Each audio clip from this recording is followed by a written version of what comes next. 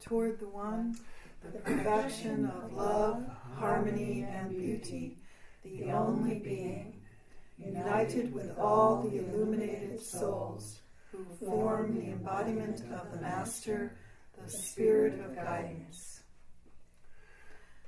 Praise be to thee, most supreme God, omnipotent, omnipresent, all-pervading, the only being.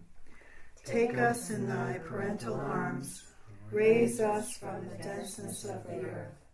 Thy beauty do we worship, to thee do we give willing surrender. Most merciful and compassionate God, the idealized Lord of the whole humanity, thee only do we worship, and towards thee alone do we aspire. Open our hearts towards thy beauty, illuminate our souls with divine light. O thou, the perfection of love, harmony, and beauty, all-powerful creator, sustainer, judge, and forgiver of our shortcomings, Lord God of the east and of the west, and of the worlds above and below, and of the seen and unseen beings, pour upon us thy love and thy light.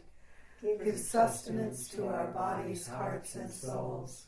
Use us for the purpose that thy wisdom chooseth, and guide us on the path to thine own goodness.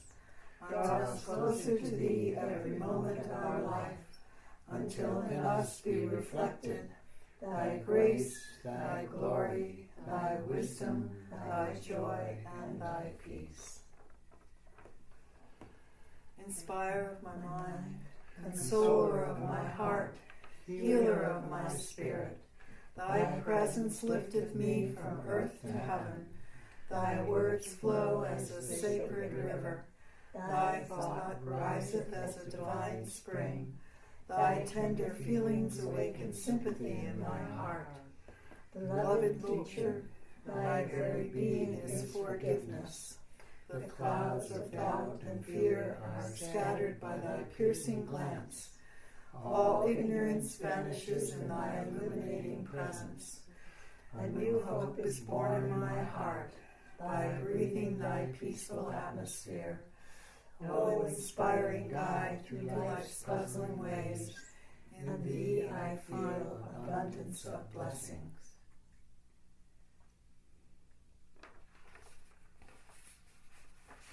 O thou, who art the maker, molder, and builder of the universe, build with thine own hands the universal, our temple for thy divine message of love, harmony, and beauty.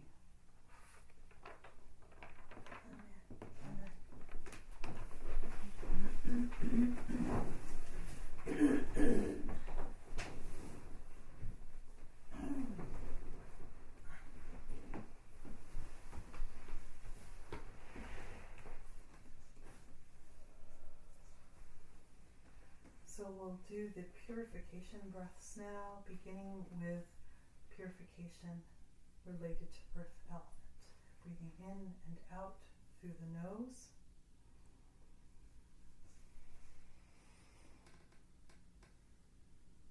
Drawing the magnetic aspect of earth energy up into your being with each inhalation.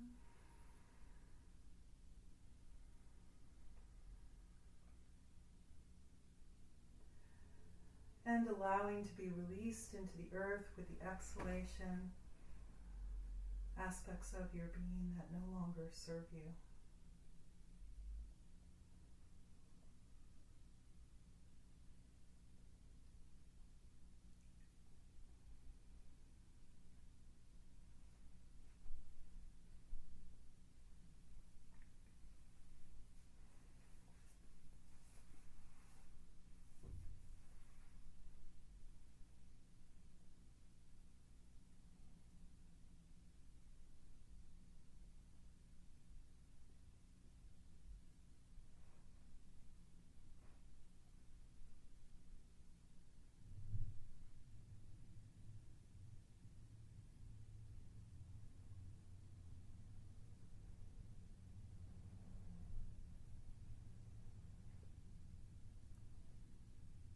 we'll transition to the breath associated with the element of water, in through the nose and out through the mouth.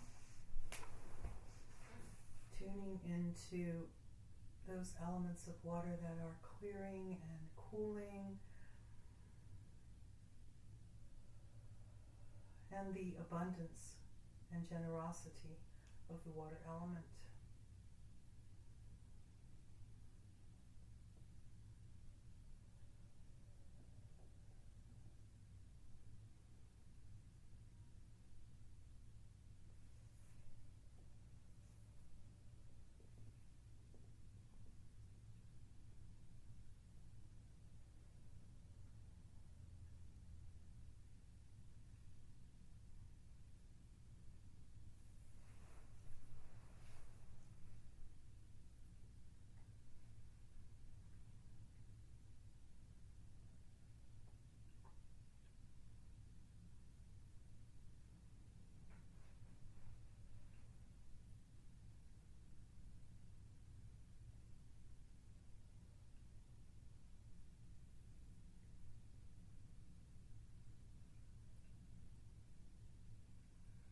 Now we'll transition to the element of fire, in through the mouth and out through the nose. And you might imagine that you're inhaling right into your core, stoking that internal fire. And the heat from the fire rising, allow it to warm the heart and radiate out from the heart.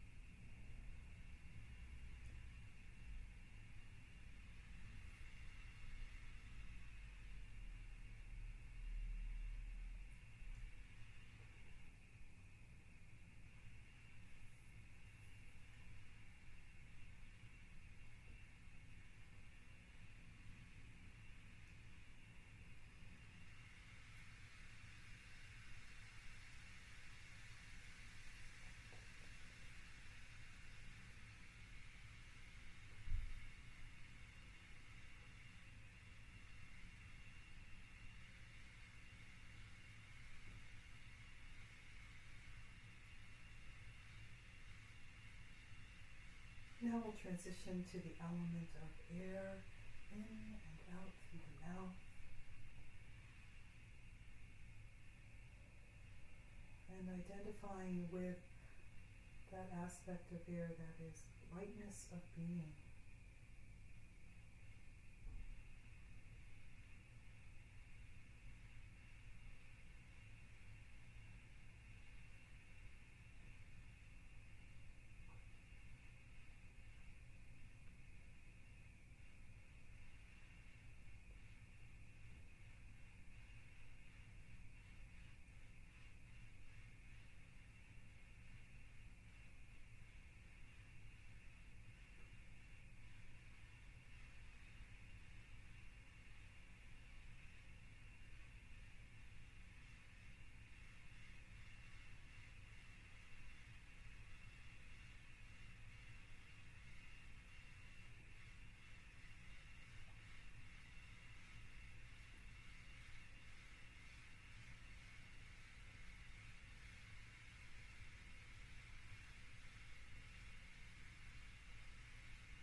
And transitioning now to the breath of ether, very fine, light breath in and out through both nose and mouth.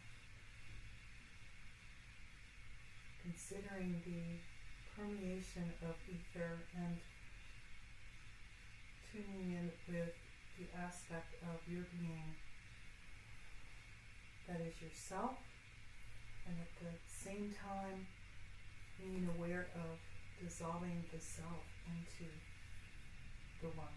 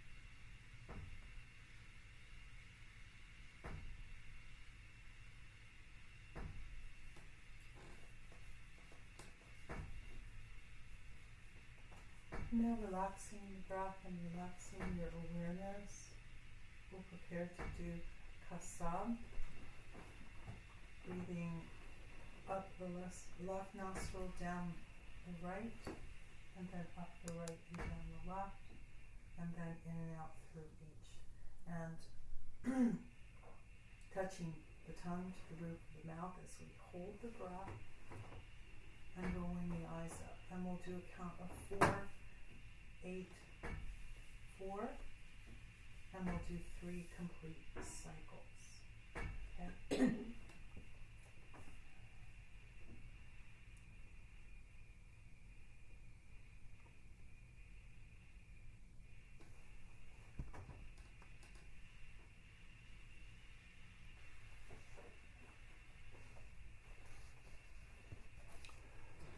Okay. Did we say Nayaras? Beg your pardon?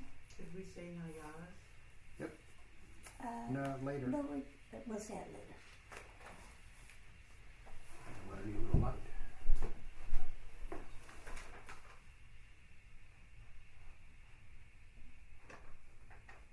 Why don't you take the dimmer with you?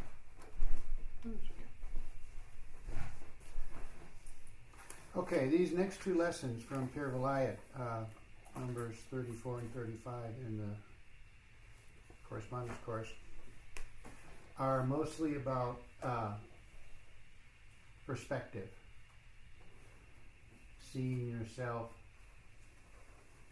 in perspective with the universe, because we tend to get very involved in who we think we are. And it helps from time to time to step back a little bit and have a look. So we're going to go through this material, and then we'll do some practices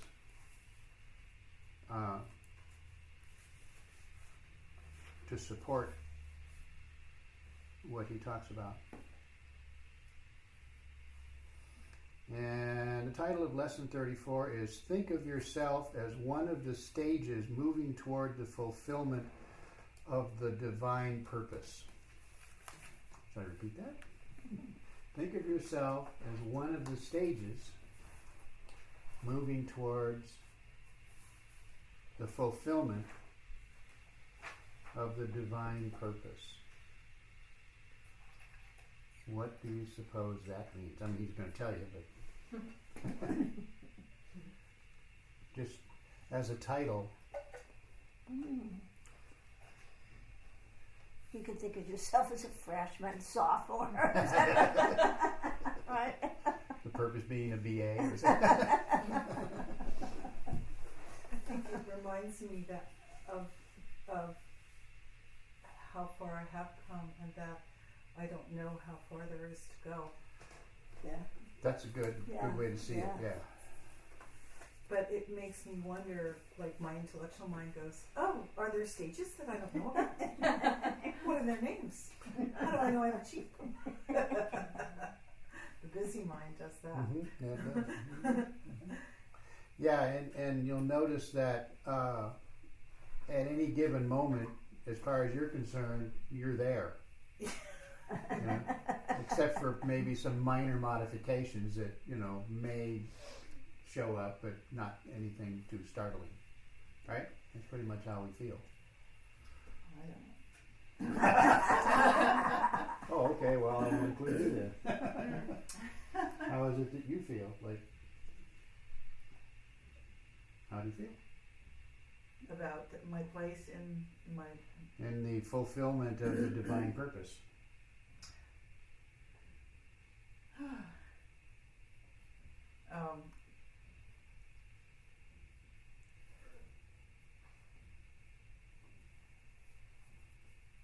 Lately, like I am flying out in space and don't have, and not tied into the bigger plan. You're not tied into the bigger plan? Somehow, I don't feel connected. Yeah? Okay. How could you not be connected? I know. That's the I don't tricky feel, part. Right? I don't feel separate. I don't want to feel separate. I just don't feel connected. Okay. I realize, I think intellectually That's not possible. that it's not possible and that I am, but I don't feel that. Okay. That's not an unusual or uncommon feeling, actually. Especially when you're in a transition phase, Yeah. right? Moving from one stage to the next. Anyone else have an opinion about that? I think for me, when I hear it, it makes everybody so tender to me because it's just kind of an equality that we all have. We're all here to participate together in that divine purpose, so it makes everybody very lovable. It's kind of what I'm feeling. Okay. Interesting how we think from the point of view of the human being, right?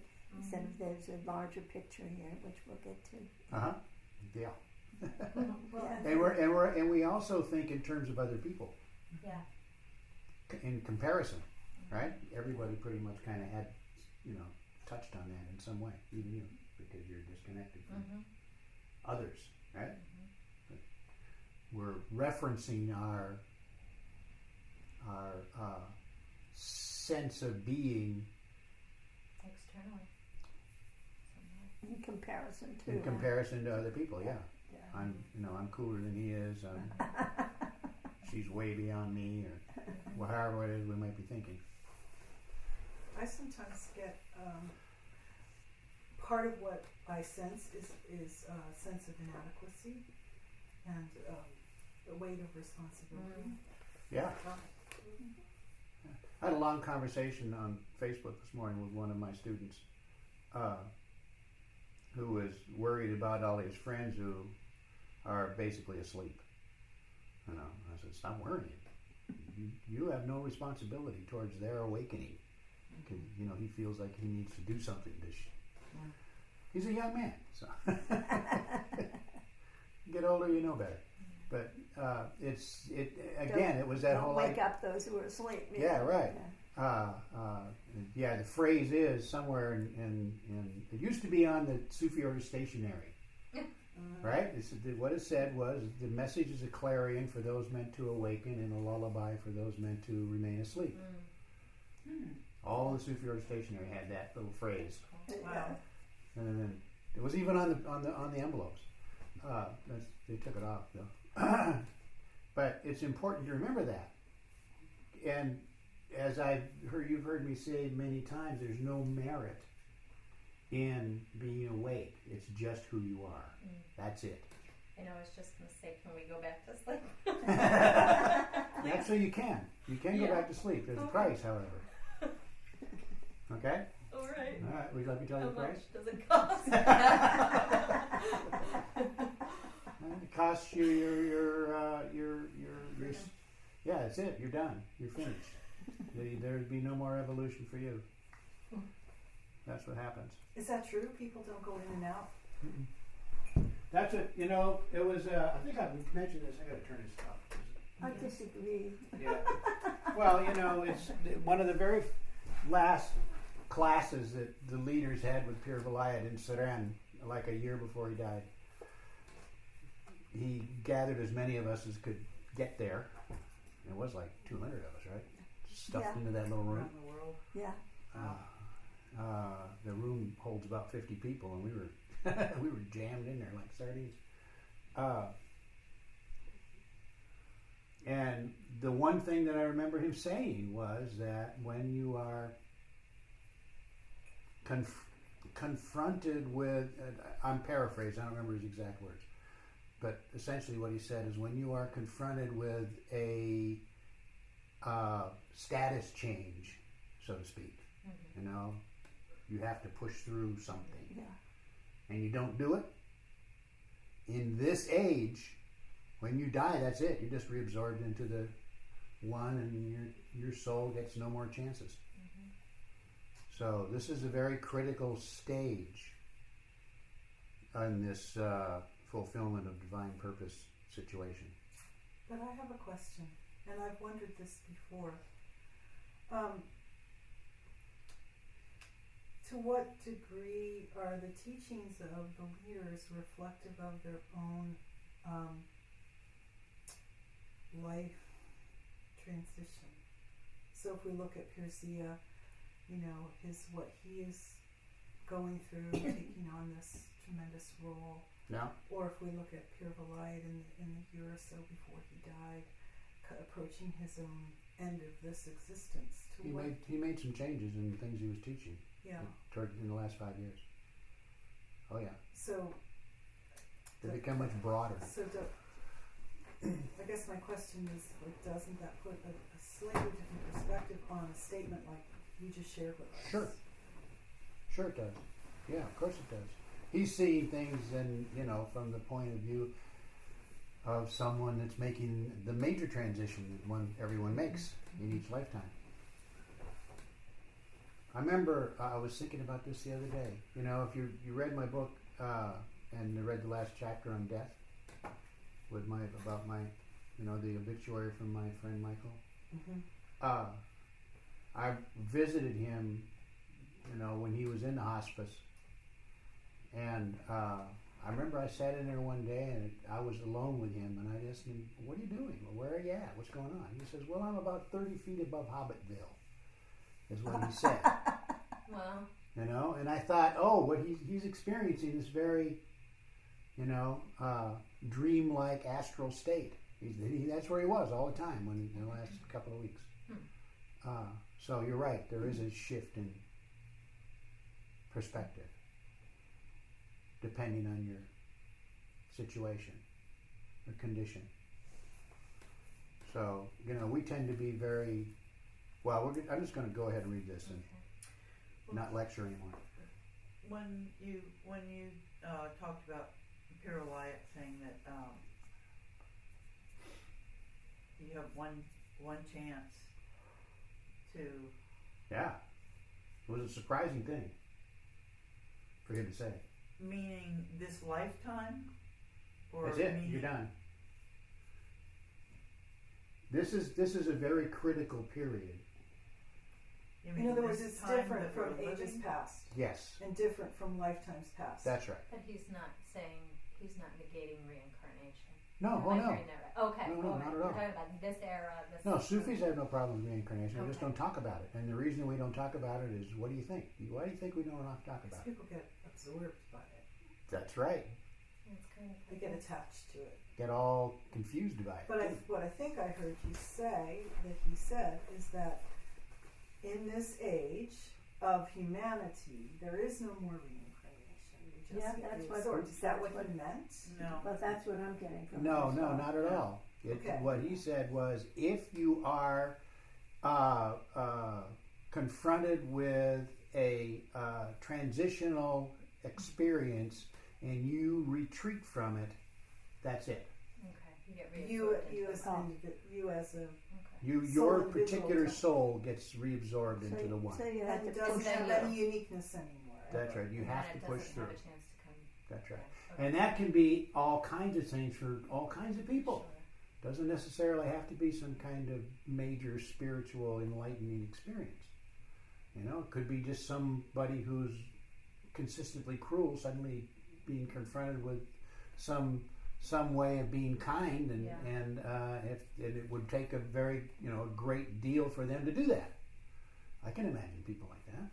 I've known them. Is it more that it's a quality of willingness Yeah. to make a change?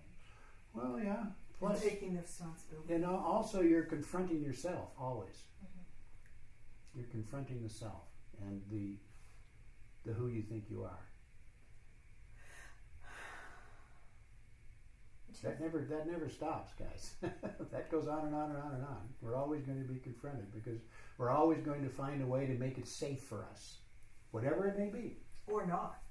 No, seriously. You always, even within danger, danger can be safe for someone. If Because they're used to it. If they're used because to that's what they being with it, understand. Yeah, I mean, we get that with hypnosis clients all the time. Basically, they're coming to you and saying, "This is where I feel safe. I need to push Right. beyond that." That's fundamental. Wouldn't you say that that's true? Oh, sure, yeah. Yeah. Any kind of self-medicating, any comfort zone, any fear, any Yeah. yeah. Yeah. Yeah. Okay. I have two questions. Do you think that what he was saying was upon that reabsorption, will you have never existed? Good question. I don't know. And then I don't know the answer secondly, to that. would that reabsorption be so bad when the ultimate goal is to know and feel and be one?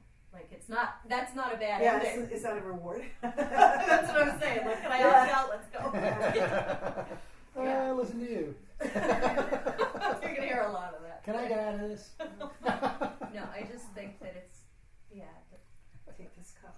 I mean, like, some part of, that I guess the soul of me understands that. And, I can really understand the work and the responsibility and everything like that. But I think that the hopeful thing is that's not such a bad ending. Well, it was like a couple of weeks ago we were talking about resurrection. What does that really mean? Mm-hmm. And so I'm more confused than ever on that topic. Okay. All right, moving right along. Let's just move along. Yeah. Here we go. I started as a mineral. Then I became a vegetable. Then I became an animal. Then I became a human.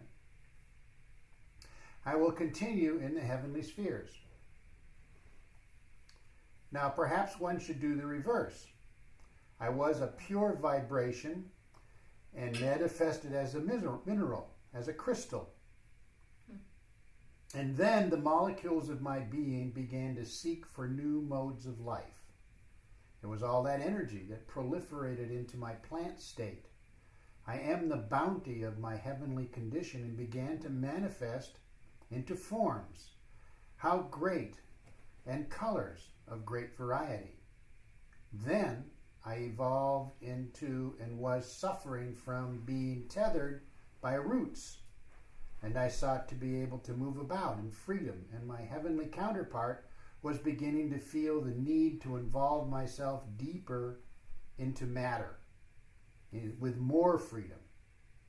Then I became human, and as I became human, the whole universe of the heavens met the universe of the earth, and I was born out of the encounter between heaven and earth. Wow. That's amazing. So beautiful. When my consciousness was vibrating like an Aeolian harp, whatever that is, isn't that a harp that's like done by the wind?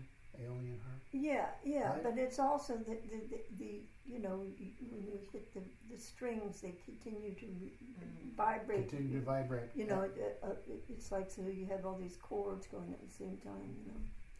Okay, the molecules of my body as a crystal could not grasp the meaning of my existence.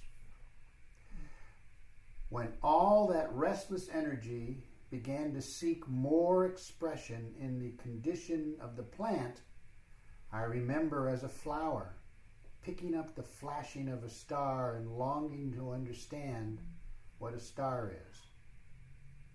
And as I evolved into a plant and into an animal, I danced to the full moon, and I marveled at dawn, and I contemplated the stars.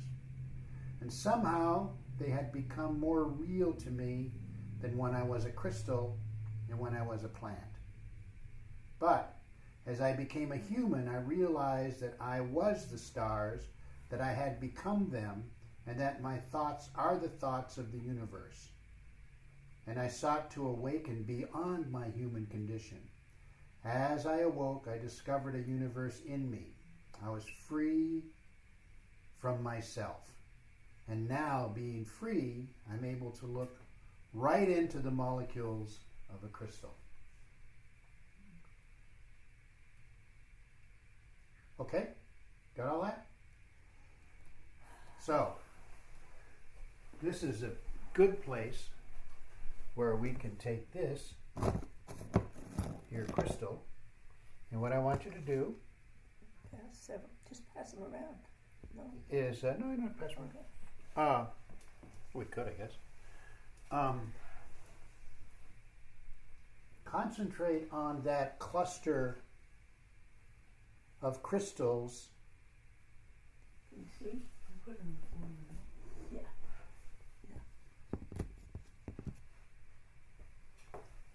Concentrate on that cluster of crystals and see if you can enter your consciousness into the cluster of crystals while at the same time recognizing that there is a desire on the part of these crystals to understand their experience. Right? 'Cause there's- Say that again. Yeah, I think it's better if you pass it around, and there's other crystals here that can also pass it whatever. around. Sure. Okay. Just- Okay. And just Want to take this one? citrine to 12. Yeah. It's well. Citrine as well. Yeah. Do you want this? No. So what you do now is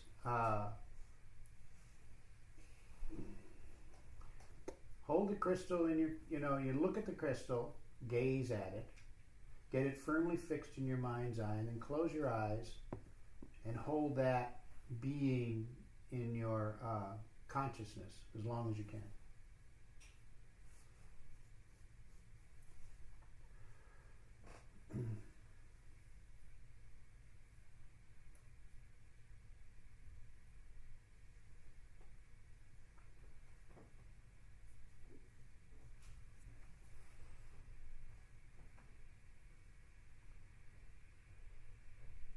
And then just see what happens.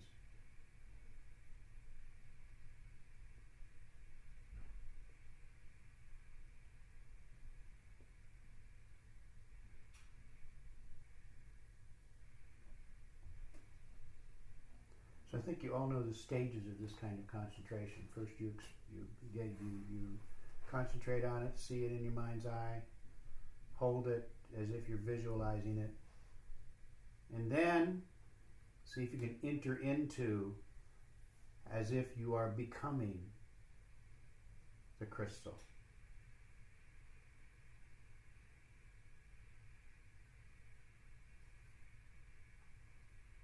As best as you can. There's no hard and fast rule here.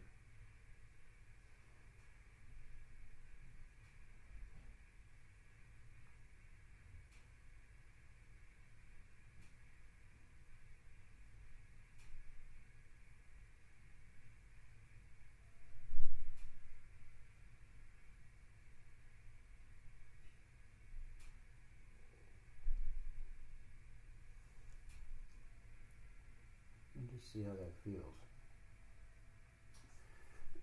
To touch that budding consciousness.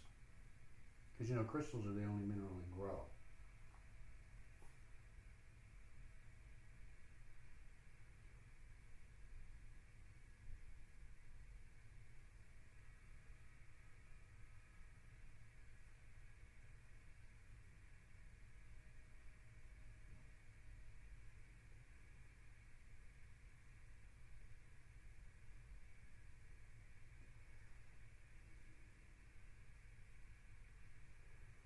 Okay. How does that feel?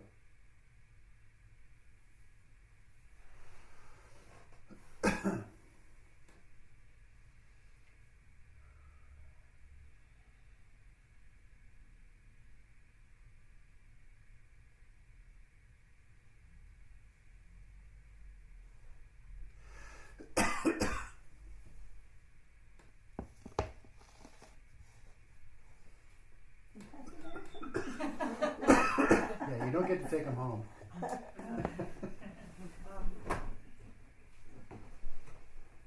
When I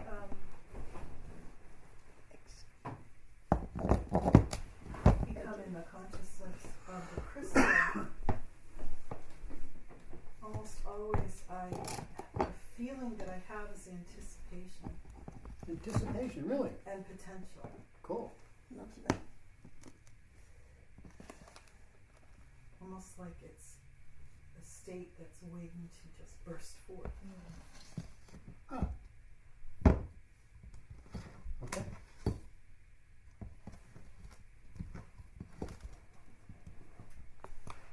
I felt that kind of bursting, and I like that word anticipation. I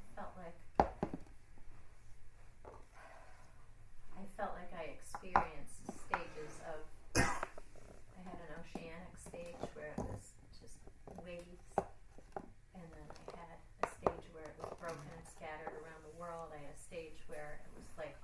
light over the earth and spreading out into the universe. Frequencies at the very end. I think the closest I connected was a real subtle frequency. All this in the last 2 minutes? Was that how long it was? Well, there was more. Those are the highlights. Oh, okay. Yeah, I felt very Okay. excited and happy for the idea of holding a being like that was on its own evolution and then connecting and being in there. And I felt very much inside at one point in purple, like I felt deep within that color and that frequency, the energy. So it was beautiful. It's like a buddy. It's like, yeah, Okay. it's like a friendship or a kinship, right? Huh. Yeah. Okay. I did a lot of Ellis. Anybody else? Well, I felt slightly maybe challenged to figure out how to embrace all the I forgot to feed the cat. I'm sorry. I've got to go do The this. cat's like, I feel it. I'm sorry. Oh, is that what we're hearing? Yeah, that's what we're hearing. She doesn't know about Tell daylight her savings. crystals and feed me. I'm sorry. Okay, go ahead. all the different facets and to how to even look at it and then I kind of relaxed into that and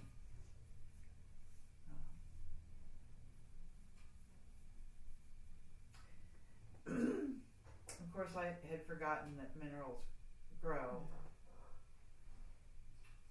so that became it became more of a living being. It felt more alive when it was in my mind. Oh, okay.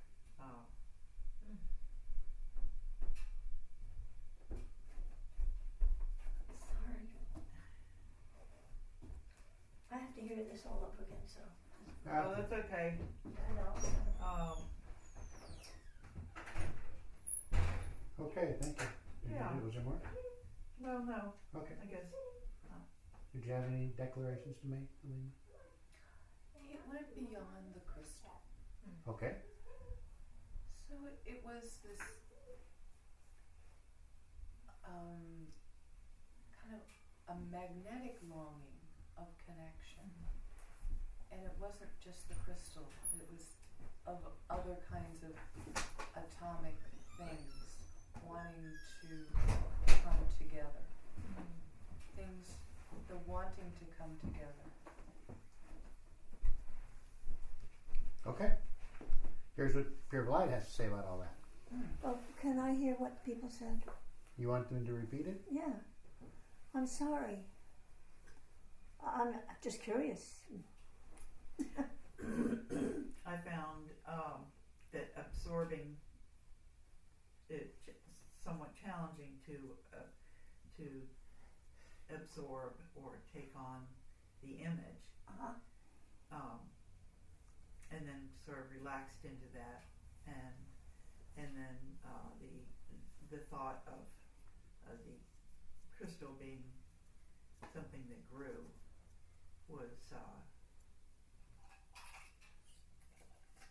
well, it was a renewed knowledge. So that was very warming and soothing, and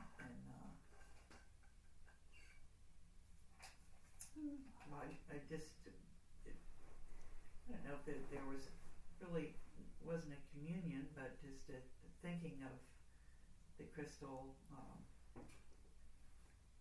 realizing it was more of a living being, more than just looking at it. But it wasn't just looking at it and taking it in. Yeah. It was really feeling the whole being of the crystal and taking it in.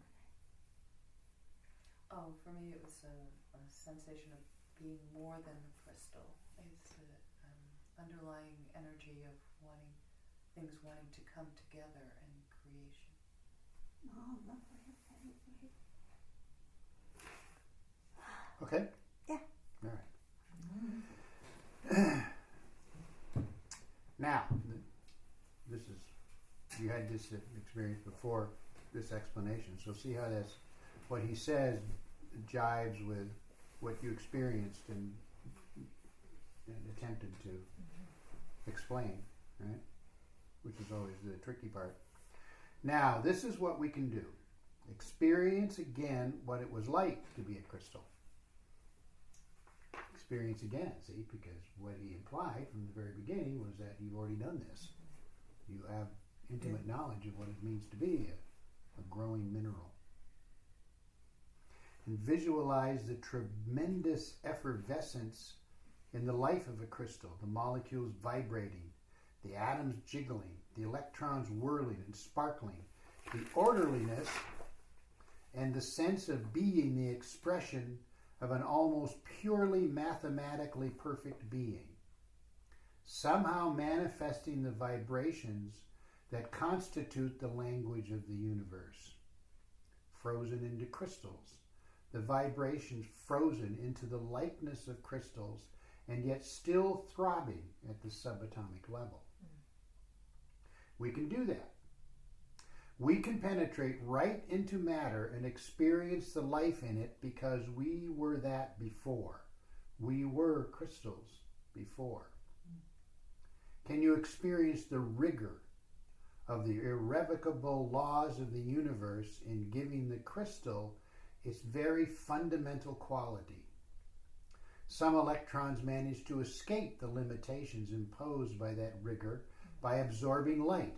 They feed themselves with the energy of light, and it gives them the power to free themselves from the original orbital, and they begin to reach outwards, away from the pull of the proton.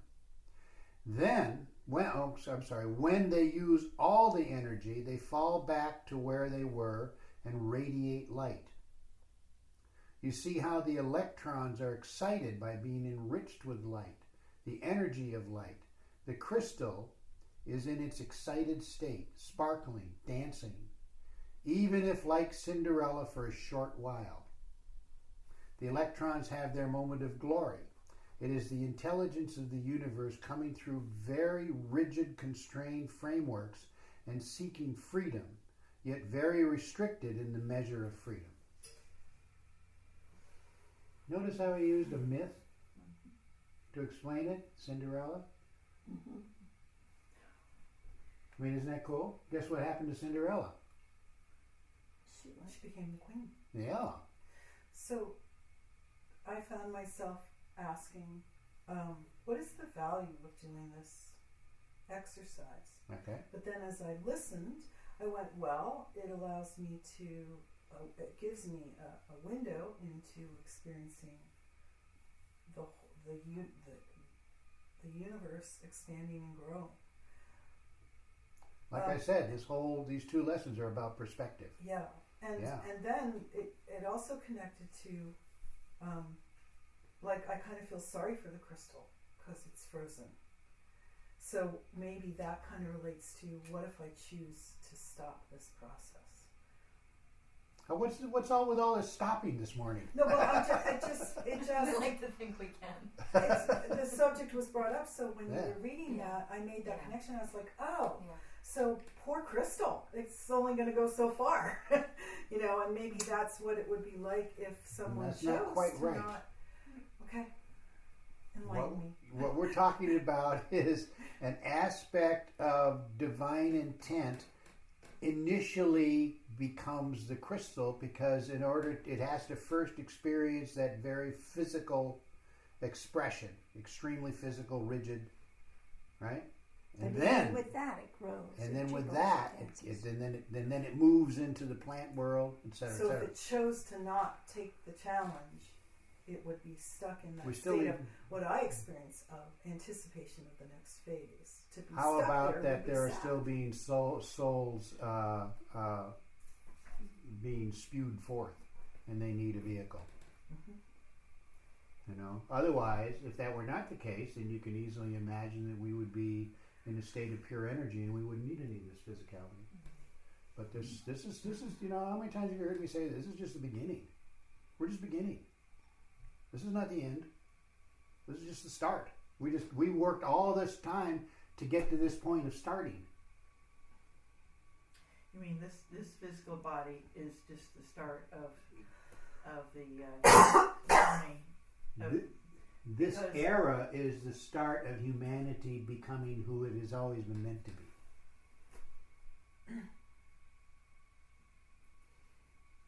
In divine expression. Yeah. And so, if the divine expression has come into the mineral in the rigid form, Yeah. and then moved into a less rigid form with roots, which Right. is dependent on the planet Earth, and then the desire to be free into animals, The soul moves into an animal. and Yep. and then more desire to be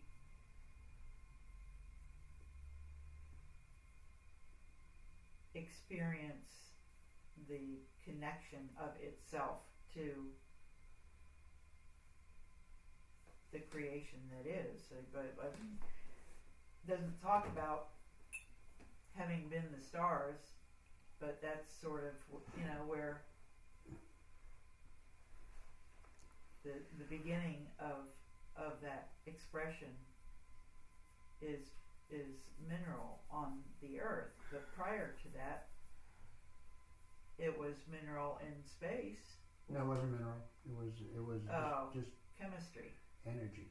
energy. Right.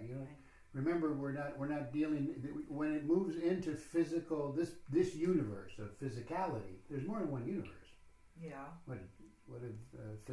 28,000. Yeah, right. Ibn Arabi. Right. According to Ibn Arabi, there's 28,000 universes. Oh my gosh. Yeah. This is just one. So it gets, you see how it starts to get complicated. Yeah.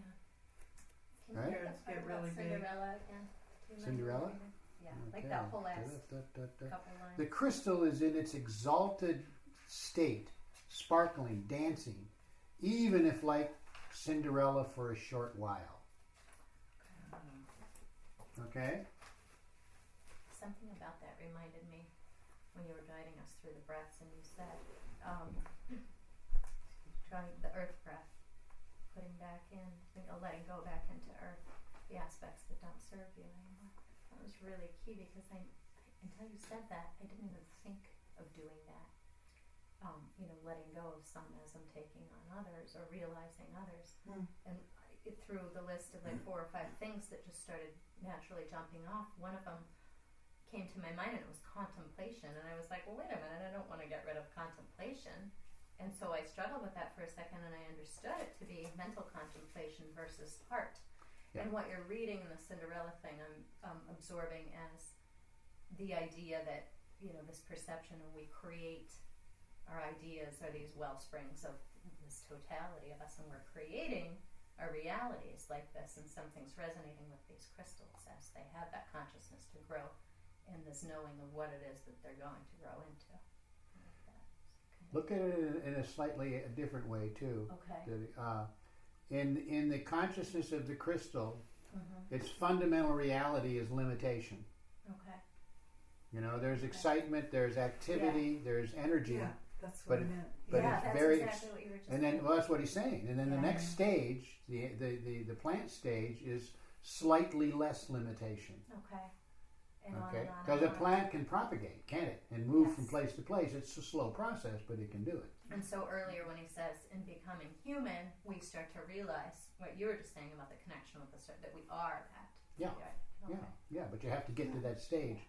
In the stages prior, you're looking outward, attempting to understand, and your understanding becomes more and more refined.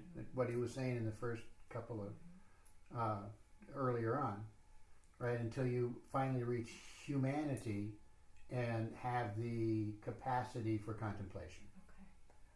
You don't have it It before. almost feels like it's going backwards. Think so? Like getting younger instead Yeah, of... but what else is going on? But Yeah, but what's actually taking place? Eternity. Come on. It's actually taking place. How about that the universe is learning? Yeah. Creativity. Never forget that. Yeah. You're participating in a learning experience, right? Yeah. And if that's the case, then there are things that are unknown. Yeah. Even though by definition all is known. So there's one of the great paradoxes. All right, moving next stage of confusion. So you said we are right now at the start, but at the same time, aren't we also at the culmination of everything that's gone before? And so couldn't we apply that definition to every day and every phase?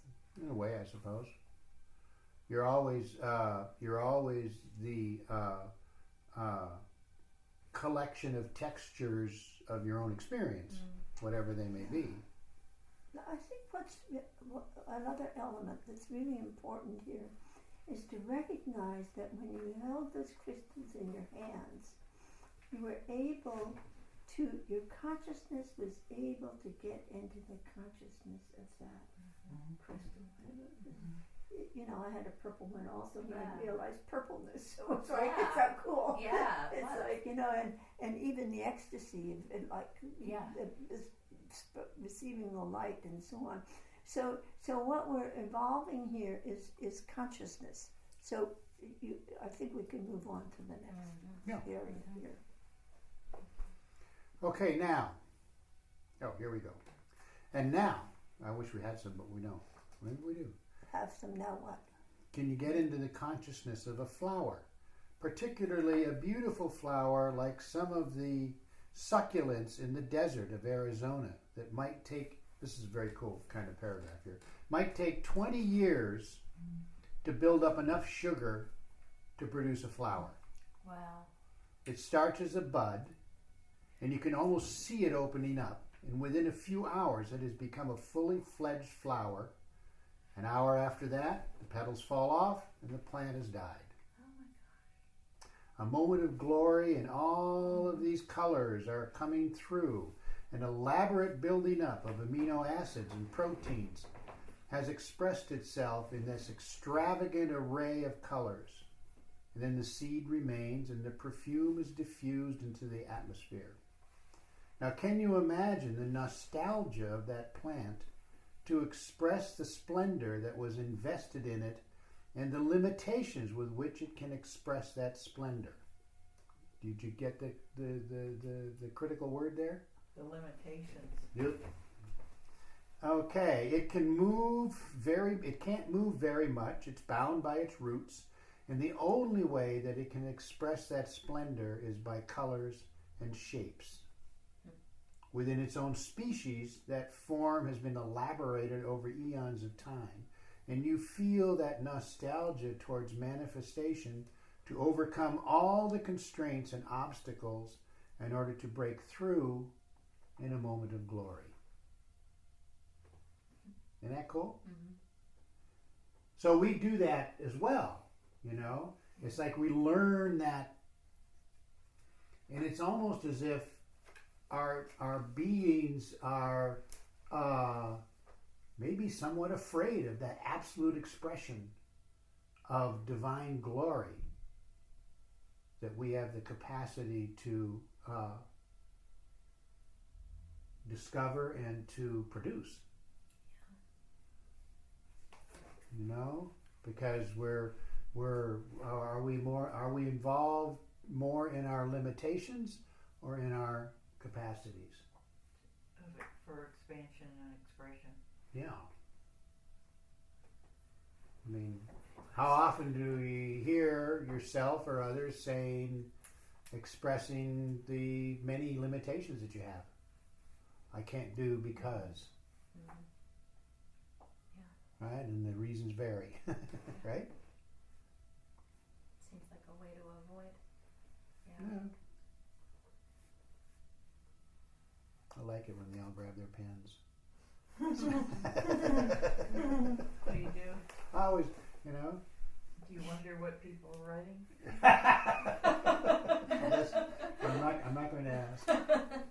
Well, that was just profound what you said about when we identify with the flower. I think you said it. I don't think you read it. Can we recognize our own reticence? The way I heard it, reticence to allow that divine manifestation to radiate through us. There is a reticence. There's a fear. Yeah. Am I good enough, or will I be rejected, or like whatever the fear is? Yes. Yeah. And also, you want to get it right. Yeah. Mm-hmm. Yeah. Yeah. Because people do make that expression, and they are often very clumsy at it, Yeah. even though they're doing their best to. Little kids do it all the time. I'm going to tell you a little story that you mentioned about the writing, picking up the pens. Oh, yeah? This is the story of Hazrat Inayat Khan when he went to be with his Oh, right. teacher. And the teacher, you sat in his presence, and he never spoke about anything spiritual. He didn't talk about any spiritual event at all, or thought. It was just sitting in his presence. Mm-hmm. And then one day he said he began to speak about something spiritual, and Hazrat Inayat Khan grabbed his pencil and his paper, and the man stopped.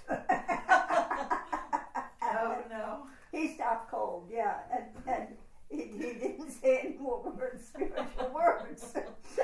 So it was like you listen to the teachings also and absorb on another level.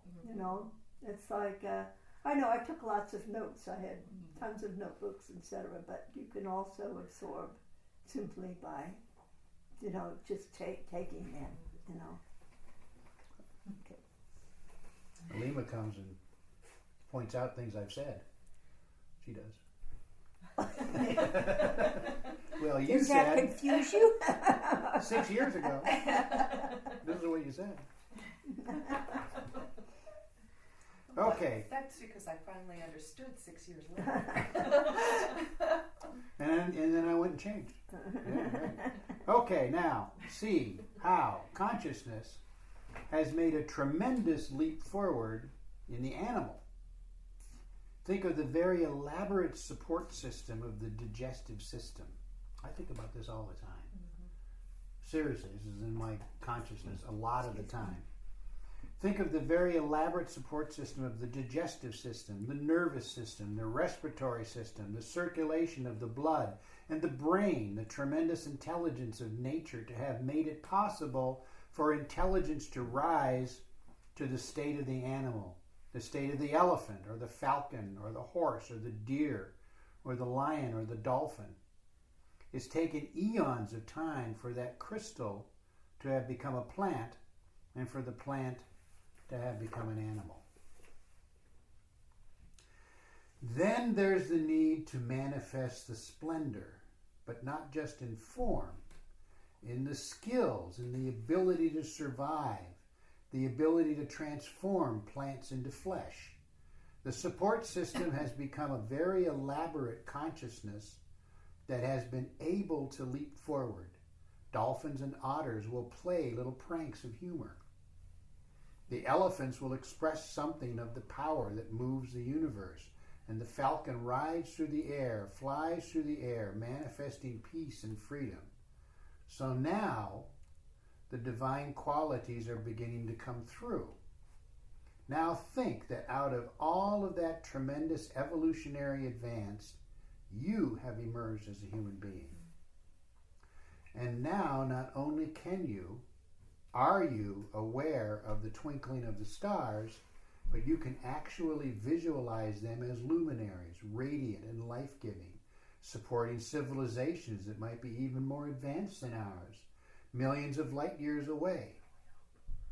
I mean, you guys are certainly aware that that new telescope up there, that's even better than the Hubble, is beginning to discover all kinds of planets that are Earth-like. You know, how cool is that? This is new. This is brand new. I didn't know that. Oh How yeah. does it recognize them? Huh? How does it recognize Gaseous. It's something about the. Initially, they could tell a planet was there because the sun actually moved. It would move from the gravity of the planet, slightly, right? But now they can actually see them because the telescopes are that good. And then in Seeum they can use these spectrometers to see if there's what they call an iron oxygen mix is what it is, I think. You know, so they're at least partially Earth-like. And then all that information is sent back to Earth through. Is it microwaves? It's a Radio waves. It's a radio. Radio yeah, waves. Satellite. Yeah. The satellite is out Yeah, there. yeah. So and the satellite. Oh, I'm sorry. It's like I'm digital going flash. off. You can look it up. Just go on the NASA site and look at it. They have all that But stuff. those satellites are. Is it like one of those little airplanes that like? No, it darling, has they're a in remote orbit. They're in They're in orbit. yeah. This is totally beyond anything you know about, isn't it? That I've thought about. We'll talk about it later. I'll explain it all to you. Well, some. Anyway, how cool is that? Mm-hmm. This, you know, and this is, you know, like within the last year.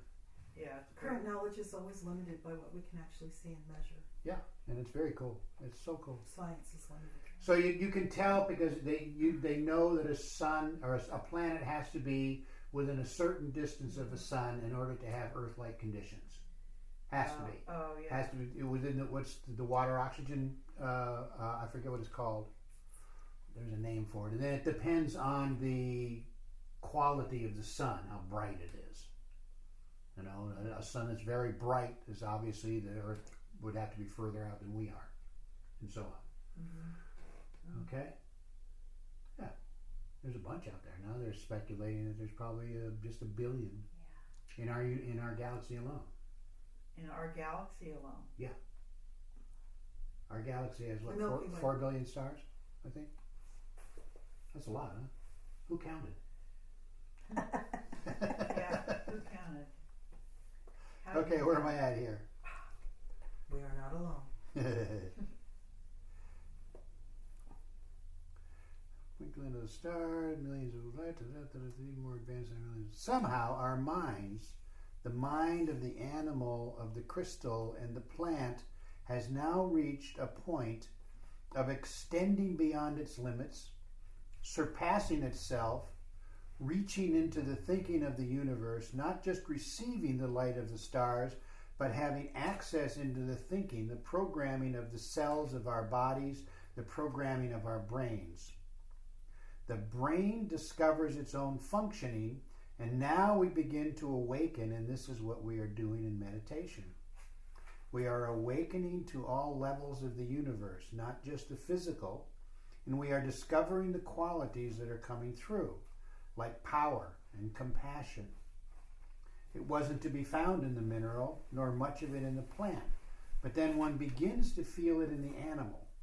A little compassion sometimes, not much, but sometimes. And I'm sure you've all seen evidence of this with the higher animals like wolves and chimpanzees and so on. And you'll find humor in the animals, compassion and love, magnanimity, and more qualities. Okay?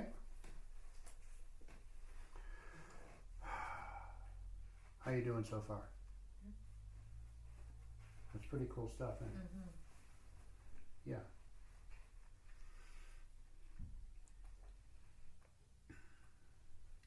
As one evolves, more and more of the universe begins to come through. One becomes more and more cosmic. One attains a monumental stature in one's realization. One can see one's past, one can anticipate the future, and one can prepare for the future. One is deciphering the code of the universe because one is that code oneself. What is more, we are able to feel emotion that became the universe, that manifested as a flower or a crystal or a falcon or a deer. It's an emotion manifested as a being. And now, can you feel the emotion that has become your being? The divine emotion is a cosmic emotion. If only you could grasp the countenance of your being, which is a form. I mean a form without a frontier or a boundary, but it is an effort to express splendor without being sclerosed by a boundary or a profile, as in a face.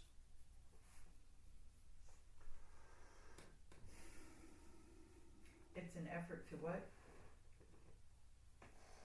Effort to express splendor without being sclerosed, crystallized, by a boundary or a profile, as in a face.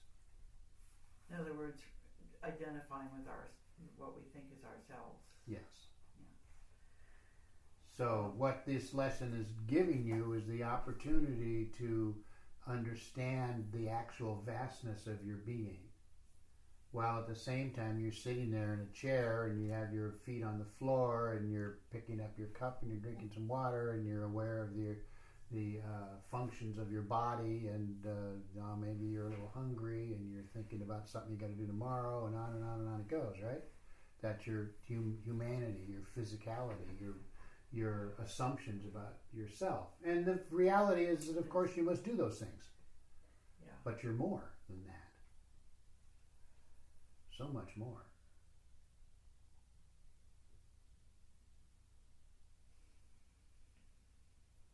And our task is to unveil that for ourselves without feeling some kind of, what word do I want? As if there's some kind of failure taking place because you don't remember it all the time.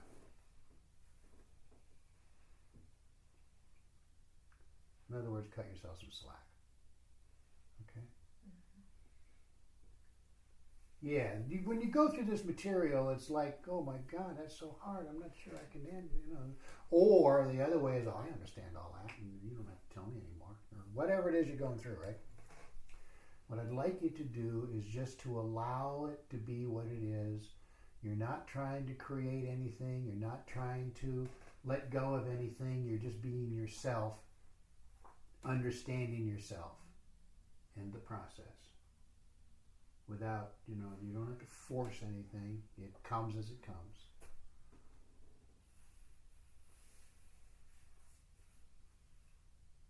Okay?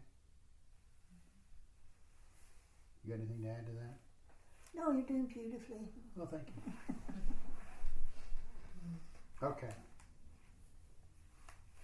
Now here's where it gets fun. Now, can you hoist yourself into the levels of your being? You can explore the world of metaphor.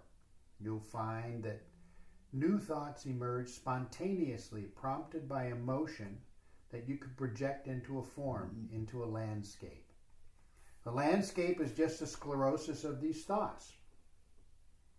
It's not the same thing as random thoughts. It's thoughts that are provoked by the discovery of a cosmic emotion, like a composition.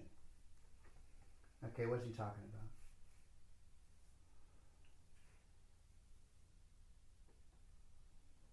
The creation of landscapes of the soul. Well, revelation, right? Revelation. Yeah. But revelation. Sure, when you suddenly understand something that you didn't understand before. It was always there, it didn't disappear. Insight. Yeah, That'd be called insight. Could be called insight, sure. And he would always call it the aha moment. Yeah. Yeah. And it's just that wonderful moment when you just look at it and you go, wow, that's cool. Or whatever it might be, And suddenly a lot of disparate thoughts and emotions congeal and become a thing, where before they were merely random. They suddenly had meaning that you hadn't suspected. And is that due to opening oneself to identifying and remembering more of our true being? Maybe, but I'm not sure. It's not a deliberate action. Yeah. Huh? Yeah, it's passive, isn't it? It's passive, absolutely. It just happens. I mean, the action is like you're continually working on yourself. You do your meditations, and you get up in the morning and you look at the little room or place where you sit or to do your meditation. And I don't want to do that. I'd rather have coffee. But then you just you shake yourself and rattle your head and go and sit down and do it anyway, right? Day after day. And then there'll be days when you don't, and then you'll feel guilty, or then you'll get used to feeling guilty, and I don't. This is kind of how it works, isn't it? Sometimes, Yeah. So, what happens when you just do it, regardless? Everything shifts. Yeah. It's why tradition exists. Even though we kind of step outside tradition, but it's a reason that tradition exists. Excuse me, I have a slightly different thought on this here. Okay. Okay, just do it. Okay, so when you just do it, it can be like this rote thing that's meaningless, like saying the wazifa without any intention or without any feeling or without anything, and that's useless. But if you sit down actually with some kind of intent, there has to be something a little more in there to generate the aha moment. It's like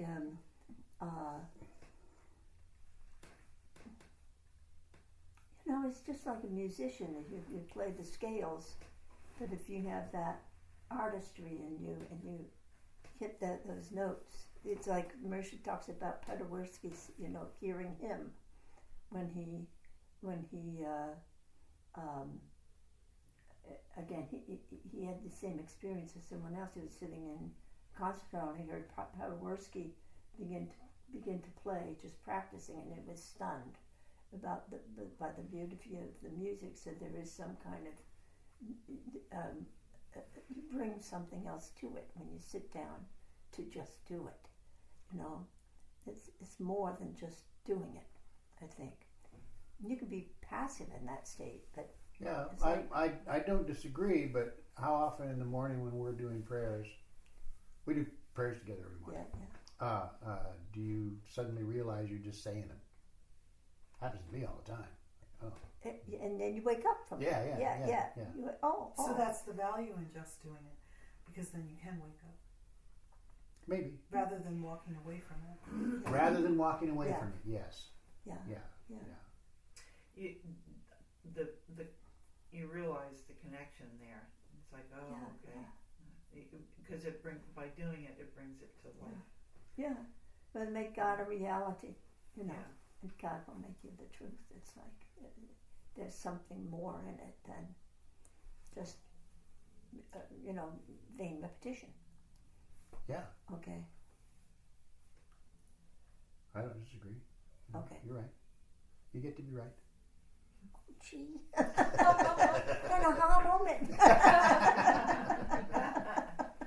Okay. Yeah. So. Alina, would you do me a favor and go put some fire under that soup? Thanks.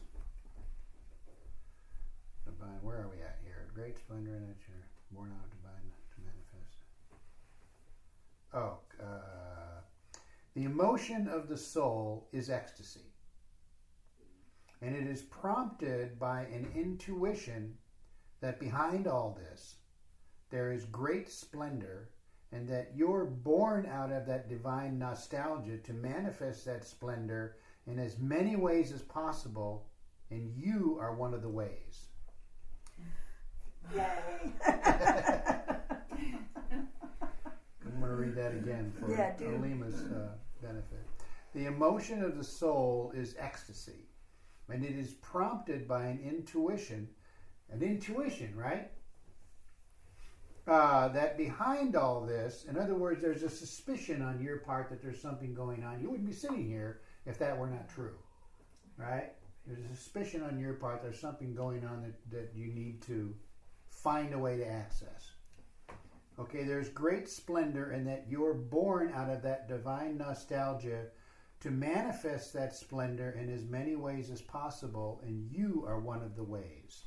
Isn't that cool? Okay. So you accept the divinity of your being and accept the beauty of your being, but do not be demure by that very misleading sense of false humility that is self-denigrating and self-defeating. Say that again? Yeah, that's a big one. That's huge, right?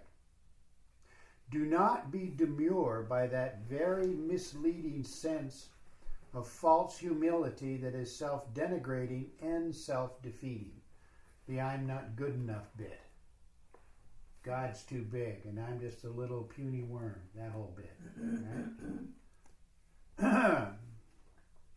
In other words, remember what I have said to you a zillion times? Admit to who you are. There's no merit in it, but it's got to be somebody. Turns out it's you. Don't be falsely Humble. falsely humble. Right. But I feel as though I can only get to that when I give up any idea that there's anything I can do about it. Well, there is something you can do about it. What is it that you can do? Stand aside. No, you're actually doing action. You have to make action. Right? You're continually tuning into your intent. That's an action. Yeah. Yeah. When you stand, you just step back and become totally passive. Nothing's going to happen. No, I don't mean that. I guess I mean recognizing that I am not doing this. I'm tapping into the doing of it. Yeah. Well, yeah, that's kind of a tricky place because we're talking about, is it the ego doing it or is it the... Yes. Yeah. Yes, Yeah, I that's what I understand. mean. Yeah, so there's a surrender Yes. to the grace Yes. that is. Yes. Yeah. Because it's the ego that's saying I'm not good enough. Yeah. Yeah, I'm sorry that you're not good enough. Thank you for that. You're being an otter right now. Okay, you have already realized that what a privilege it is to be human and to be evolving as a human towards the next world into awakening. So it is awakening to the divinity of one's being, as Piro Murshid says. That's the awakening to what I call that investiture in which the flower was held, but the flower was so limited in its means of manifesting this investiture, this legacy. Okay? In other words, the flower expressed itself as best as it could within the limitations that it was presented with. But we have incomparably larger means, almost unending means of giving vent to that splendor invested in our beings by our high attunement, by our ability of our intelligence to beat its records. And by being aware of in a way, the constant need of human beings to beat records is another example of that very experience that he's talking about. Athletes. To push through. Pushing as hard as they can. They want to go, a nanosecond faster. And they do. By being aware of the divine nostalgia that spurs us into becoming the fulfillment of the divine purpose. I love that word nostalgia because it just encompasses so many possibilities. In Portuguese, it's saudades. Which is? It's almost like divine nostalgia. It's nostalgia for that which could be, as opposed to that which was. Oh, wonderful. Saudades. I like it. So instead of thinking of yourself as a person, think of yourself as the fulfillment of divine purpose. Okay, how's that working for you? Well, we'll give us a moment with that. Okay, give us a little time, huh? Say it again. Will you say it again? Instead of thinking of yourself as a person, think of yourself as the fulfillment of divine purpose. Okay? Or, let's say you are one of the stages moving towards that fulfillment. just like Leonardo da Vinci would make different sketches before making the final picture. So think of yourself, and that's most of the artists that I know did that very thing. So think of yourself in your present condition as one of the sketches leading up to the perfect picture whereby God finds fulfillment of his or her being.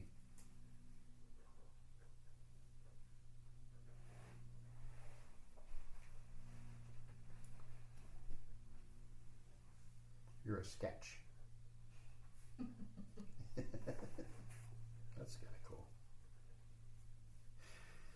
Our friend that did, well, all of these artists, they all did the same thing. But the friend that did that painting right there, right, and the nuns, the dancing nuns, that's exactly what he did. He'd sit at his coffee table at night, watching TV and sketching, making sketches. I've seen that sketch, and he just, work out what it is he wanted to do, and then he'd go to his studio and he'd do the bigger piece. And was that the bigger piece? Yeah. Yeah, there's like a series of them. We only could afford one. Yeah. So, in a way, he was doing exactly what Pure Light is describing, that God does with us. Right? Doing the sketches, trying to get to the You guys see that there's another aspect to that? You mean besides sketches? Yeah. There's the thought before it. There's the thought behind it. And what else? The thought that I have been contemplating over the past few weeks has been about archetypes. Okay. And it's some kind of planning of a structure of something that will be coming forth. I haven't really worked it all out. It's kind of new, because I really don't know. I've never really thought about archetypes before. Okay. So there's something going on inside of you, and your brain is trying to sort through it. Right? Would that be accurate? It's not just personal. It's everything has some kind of beginning with some kind of archetypal structure. Something is emerging. No? Or Maybe I didn't mean to put words in your I think there's always something emerging, Yeah. so that's always a true statement as far as I'm concerned. Yeah. So I don't know. I don't know the answer. well, you're going to have to come back to class and see a 10-page essay. So other aspects of this sketching thing, meaning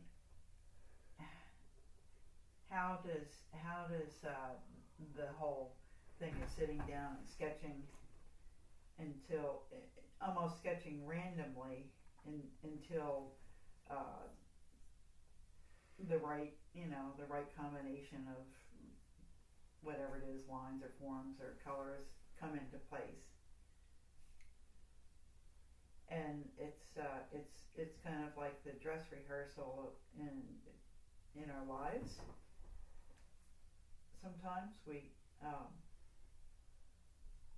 there's an intention behind how we live, and we work through these things until the form that matches the intention comes through as our life. There's another aspect. Okay, because what you're saying is some kind of preconceived outcome. It's already Well, established. The outcome exists. Yeah, it may not be preconceived. It's sensed rather than Yeah, maybe okay. preconceived. Okay. It's a sensing. So there's something you can feel is available. right? Yeah. Okay, now, what if it were to be that what is taking place is also subject to creativity? Oh. Subject to what creativity? Yours. Our own creativity. Co-creation. Yeah, The co-creation. yeah, Yes.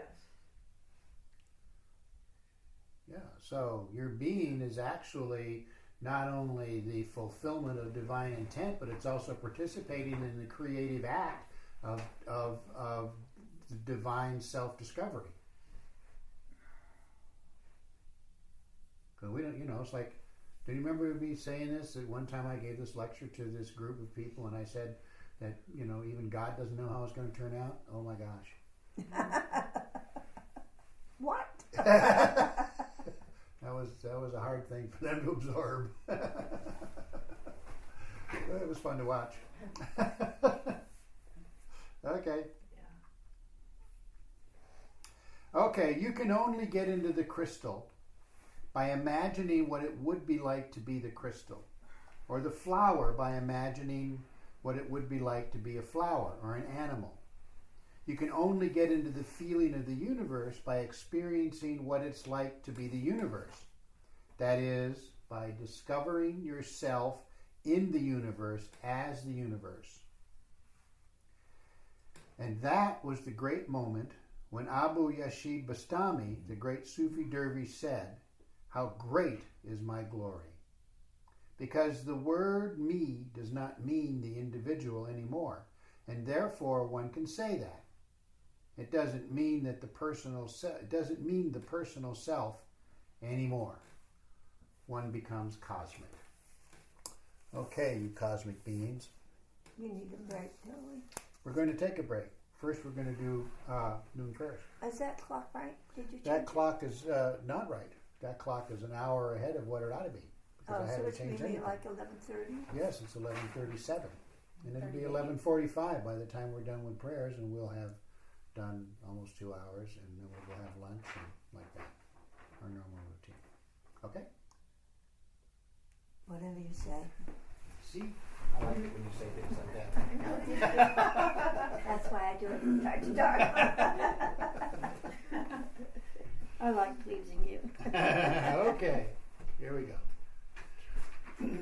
Toward the one The perfection Of of love, harmony, and beauty, the only being, united with all the illuminated souls, who form the embodiment of the Master, the Spirit of guidance.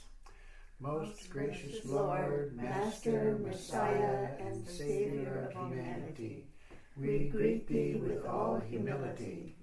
Thou art the first cause and the last effect, the divine light and the Spirit of guidance, Alpha and Omega.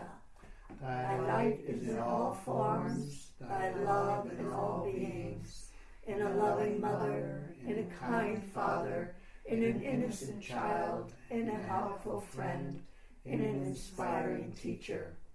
Allow us to recognize Thee in All Thy holy names and forms, as Rama, as Krishna, as Shiva, as Buddha.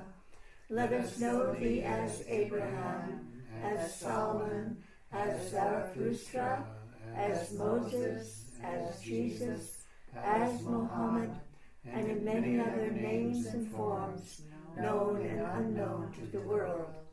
We adore Thy past. Thy presence deeply enlightens our being, and we look for Thy blessing in the future.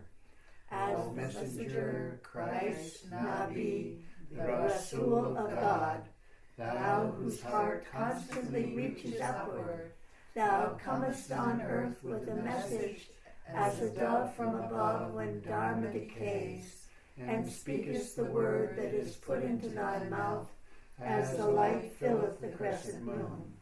May the star of the divine light shining in Thy heart be reflected in the hearts of Thy devotees. May the message of God reach far and wide, illuminating and making the whole of humanity as one single family in the parenthood of God. Pour upon us thy love and thy light. Pour upon us thy love and thy light. Pour upon us thy love and thy light. Pour upon us thy love and thy light. Pour upon us thy love and thy light. Pour upon us thy love and thy light. Pour upon us thy love and thy light.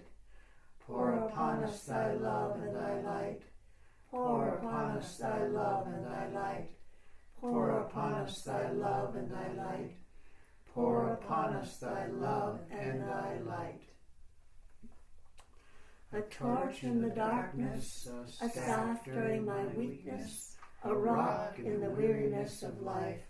Thou, my Master, makest earth a paradise. Thy thought giveth me unearthly joy. Thy light illuminateth my life's path. Thy words inspire me with divine wisdom. I follow in thy footsteps, which lead me to the eternal goal. Comforter of the broken-hearted, support of those in need, friend of the lovers of truth. Blessed Master, thou art the prophet of God. O thou, who art the maker, molder, and builder of the universe, build with thine own hands the universal, our temple for thy divine message of love, harmony, and beauty. I ask, Beloved Lord, Almighty God, through the rays of the sun, through the waves of the air, through the all-pervading life in space, purify and revivify me, and I pray, heal my body, heart, and soul. Amen. Amen. Okay. Okay, let's just take a few moments to settle from all of the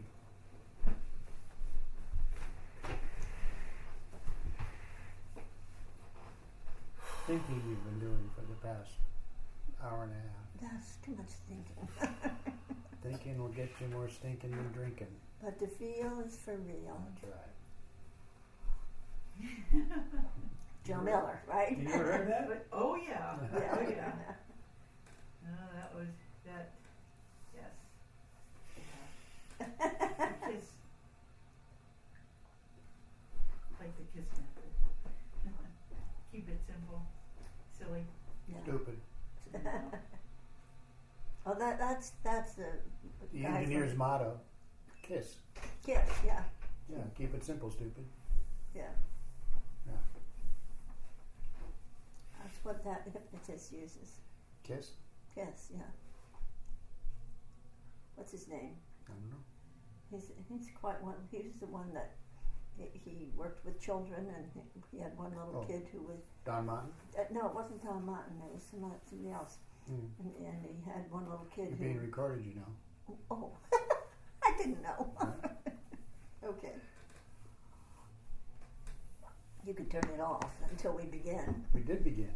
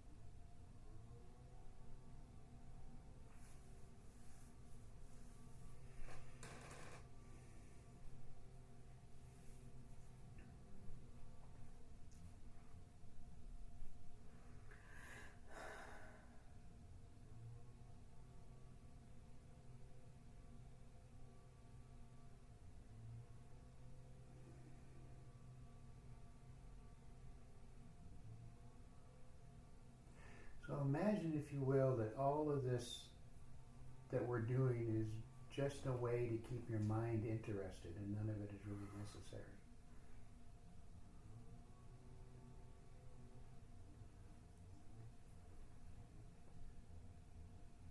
That what's most critical is simply being.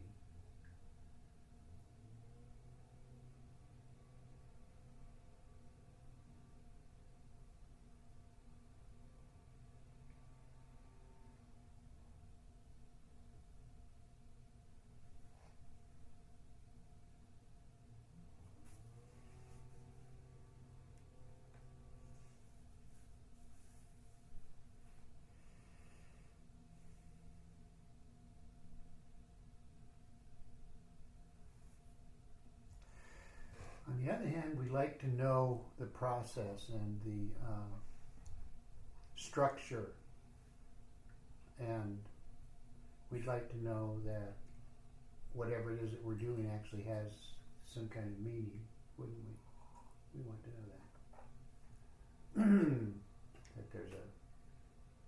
that there's a goal that is useful and attainable and measurable.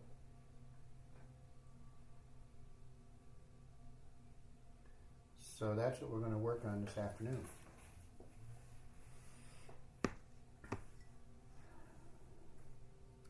This is one of Pir Vilayat's metaphysical lectures. So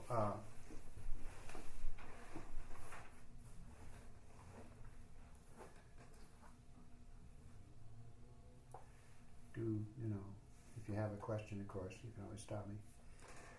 Harmonic convergence is one moment among different conjunctions, points of resonance in the history of the planet. The Mayan calendar ends in the year 2012, which is 25 years from now. At this moment, now here's the cool part, okay? All of that nonsense about the Mayan calendar, This is what he has to say about it. At this moment, there is what they call a break in the beam. What it means is that the predictable in the minds of the Mayans will be ending at that time, and after that there will be difficulty in forecasting because there will be much more free will than ever before. Consequently, it makes predictability much more difficult, in fact, eventually impossible. Isn't that a little different from what people were saying? What is it they were saying the world was coming to an end? That's right. There would be an abrupt change. Right, and what else were they saying? The people were going to go on to different levels, and a whole bunch of other people were going to be wiped out. Populations were going to be wiped out. All in the one moment, in December 21st, 2012. I think it was December 21st, wasn't it? Something like that, right? Or November 21st? 12, or... Yeah, something like that. Anyway. So, predictability. Based on what he said, if people felt that, but didn't quite know how to define it, what do you suppose it means? If people felt what? That the predictability was going to become less. Could you repeat your question, Gary? Based on what Pir Vilayat said, Yeah. that predictability was going to become more and more difficult to experience. And people were sensing that but didn't know what it meant, or even weren't able to necessarily define it. What do you suppose it means? Well, I'm struggling with knowing what the Mayan calendar was and knowing that it really wasn't a moment in time of any importance. But if I put that aside and I connect to what his statement is, isn't that what we're experiencing in terms of the book Future Shock? There is no predictability. Life is changing at a faster and faster pace with each passing moment, and coming at us faster than we can possibly absorb and adapt to. Technology, communications, all of that. So that's how I hear The latest iPad. Yeah, The latest iPad, yeah, which is only a half a pound lighter, so I might wait till they go down a little lighter, or till they make other improvements. But so that's how I hear it. What do I think of as predictability? Okay, well that's the future shock thing that we change is happening faster, and it's hard for the human psyche and mind to adapt to that. That's what I think. It also gives us a greater range of possibilities. Yes, but you understand that for most people, a great range of possibility is It's not scary. all that That's much scary. fun. It's right. Yeah. Right. It's fear. You want predictability. I've You want to know that tomorrow is going to be pretty much the same as today, without any kind of People like and strive for a sense of security. yeah. And so Yeah, and I sameness. am feeling this on the human level. So we're just talking about human interactions right Yeah. now. So the human interactions that I'm feeling is a lot of anxiety going on. People not knowing what to do, how to feel safe. Yeah. I You just raised your hand can too. attest that. That's really good. I like this place. We all participate. I've been feeling that anxiety, but I also lived in what I think is sort of unpredictable. Circumstances? Yeah, my format of work and means of support is very unpredictable and has been for many years. It's just that it seems like it's also shifting now too, Okay. to where it's just like faith on a wing. Okay. So I think it's a combination of the acceleration of change, and also that as individuals we all reach a tipping point of being able to just go with the flow. And how do we shift that tipping point? I think it's also that not only are the events of the world happening more quickly and changes are happening via technology, etc., the weather, we've had a lot of storms, etc., that are very dangerous and so on, but also that our consciousness is shifted. Okay? So that's why I feel greater possibilities, hopefulness. Well, yeah, but you're a Sufi. So we all are. Well, yeah. Well, anyway, that's just my viewpoint. That's fine. But I was going to point out that what is it that a mystic is going to experience in this period? Excitement Yeah. at the potential. And this is just something that I was thinking about a couple of days ago, is like, how will the experience shift as there are more mystics participating in the world? I don't know. We'll have to see. I don't know. It was a thought that I hadn't really thought about before, that as there are more people who are more aware and wanting to do positive things to help support others, how that might shift the world, and particularly in these times where as events happen, everyone can know about it because our communications have become global in real time. Yeah. I don't know. I also think there's a crisis of trust. Trust, huh?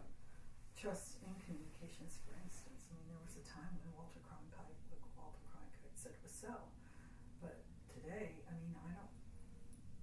The old nothing's Chinese better. saying, "Believe nothing that you hear, and only half of what you see." I don't believe most of what I see until I confirm it, because I think And even that, then, you're confirming through your filters. sure, Yeah. well, of course, and then there's that as well. Yeah. But I mean, in terms of information availability and reactivity, anybody can say anything.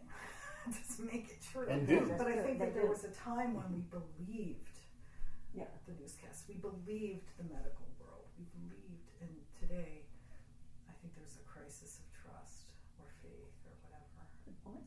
Or an authority is. to turn to. Yeah. Good. Oh, absolutely. Any kind of a Crisis of trust of authority. mentor,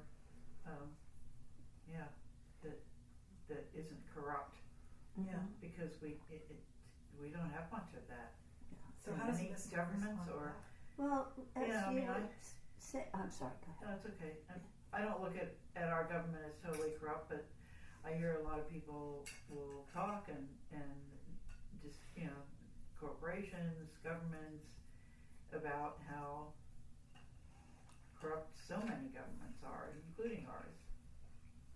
So, what is that? And how does the mystic then respond to that crisis of That's trust? something you're going to have to figure out. Well, come on.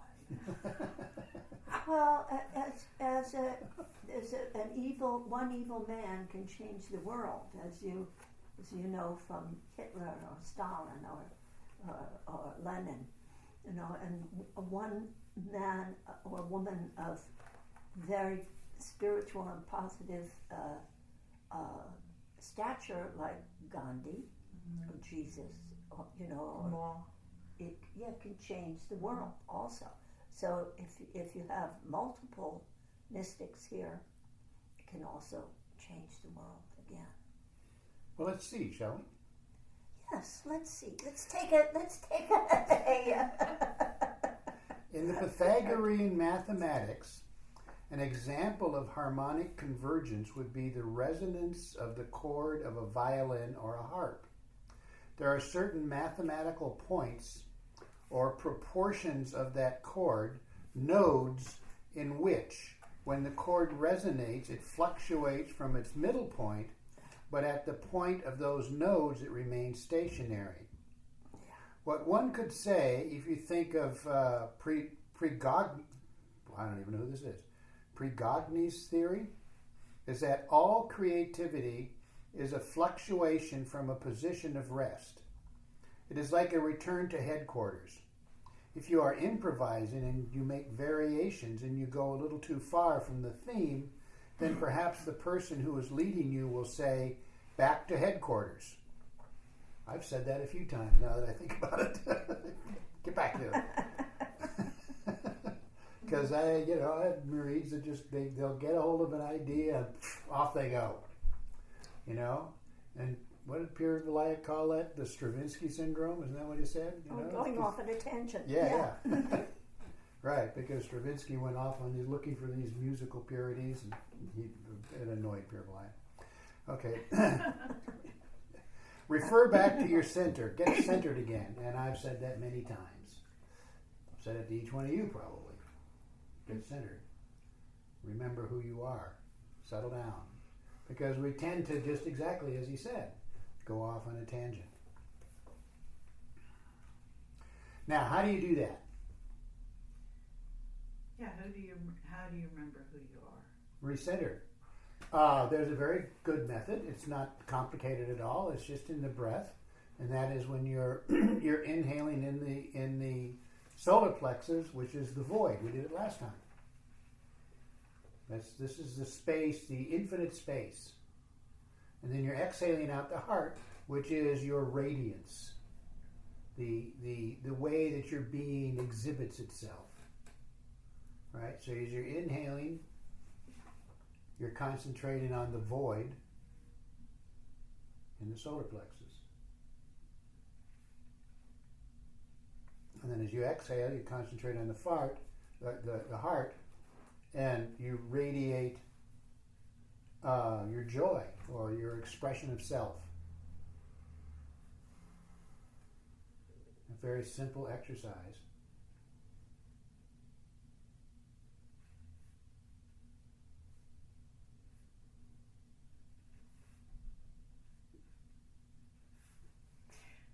Concentrate on the joy of expression Yeah, from the heart. expression of self.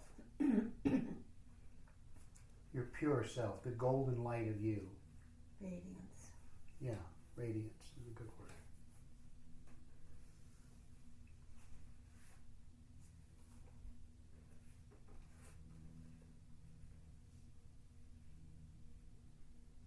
And you'll notice that you're doing two things. One, you're focusing on centers in your body that represent these two ways of being that exist within you. You're also paying attention to the rhythm of your breath, which automatically slows you down.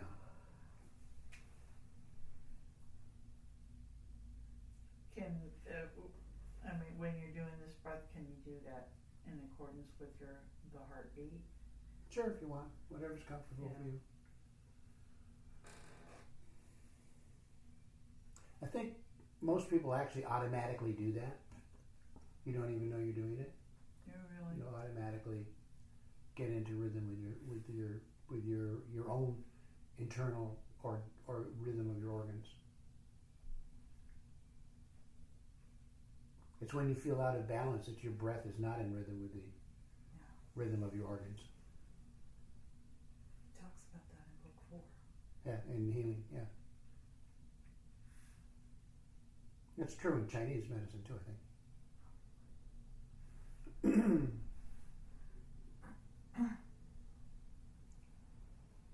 Okay, see how that kind of just settles everything down? Really fast. It's not...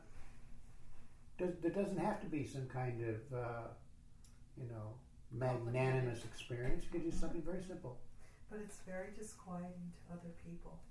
That's not your problem. Right. But I recently got involved with our neighborhood association, and I'm just in a phase of amusement and watching their response to me, even if I don't say anything. Like, that there's some people are comforted by it, and some people are frustrated by it. It's not your problem. No, I know. But it's amusing. Mm. Could you give an example? No. No. We're going to move along. We can go into that later, but we do want to get through this material. In the music of Bach, for example, at moments when the two themes are very free, like two eagles flying in the sky, listening to each other, but still, it's not always evident that they're not conforming to each other back again. That's a moment of convergence. It's a moment when we have to be together. We have to be conscious of our togetherness. For instance, in Ravel's Bolero, that's the best example of that. Those two themes that are very different. Da da da da da da da da da. That's one theme, and the other theme is very mental. Da, da, da, da, da, da, da. And there are moments of silence in that piece where everything comes together. If you listen to the piece, you'll hear that there are moments where there's no sound, and you can just feel the cohesion of the two different themes. It was Zarifa that taught me that. Yeah. Okay. Our freedom has to be constrained in the interest of the commonality between us. It is a moment when we feel our common legacy as denizens of planet Earth, a moment when we see the absolute incongruity of war. We underplay our differences and acknowledge our commonality of belonging to one family. So you probably felt that in some way or other at times, and then right after feeling it, you're wondering, what am I thinking? There's no commonality here. Look at these crazy people. But in fact, there is. In this case, the harmonic convergence has implications for planet Earth, and it has implications beyond it. For the planet, it marks the time when the consciousness of humanity begins to become aware of the oneness behind all of the different religions. That's convergence. That's the teaching of the message of Pir Murshid Hazrat Inayat Khan. We are able even to see how, as Murshid says, unity is not uniformity. There's a tremendous difference between them, and yet somehow one can see the unity within that diversity. Of course, it applies at all levels, industry, art, in every way. We feel that the planetary reality is something that is emerging out of the different nations and civilizations. Do you feel that now? Just so much war. Or do you feel that there's... It feels like there's a lot of chaos coming out of a lot of different civilizations. And Okay. that's, Well, we had things like the European Union happening not so long ago, where we had all these different countries that had their own identity that they held on to, and that has come together in a group.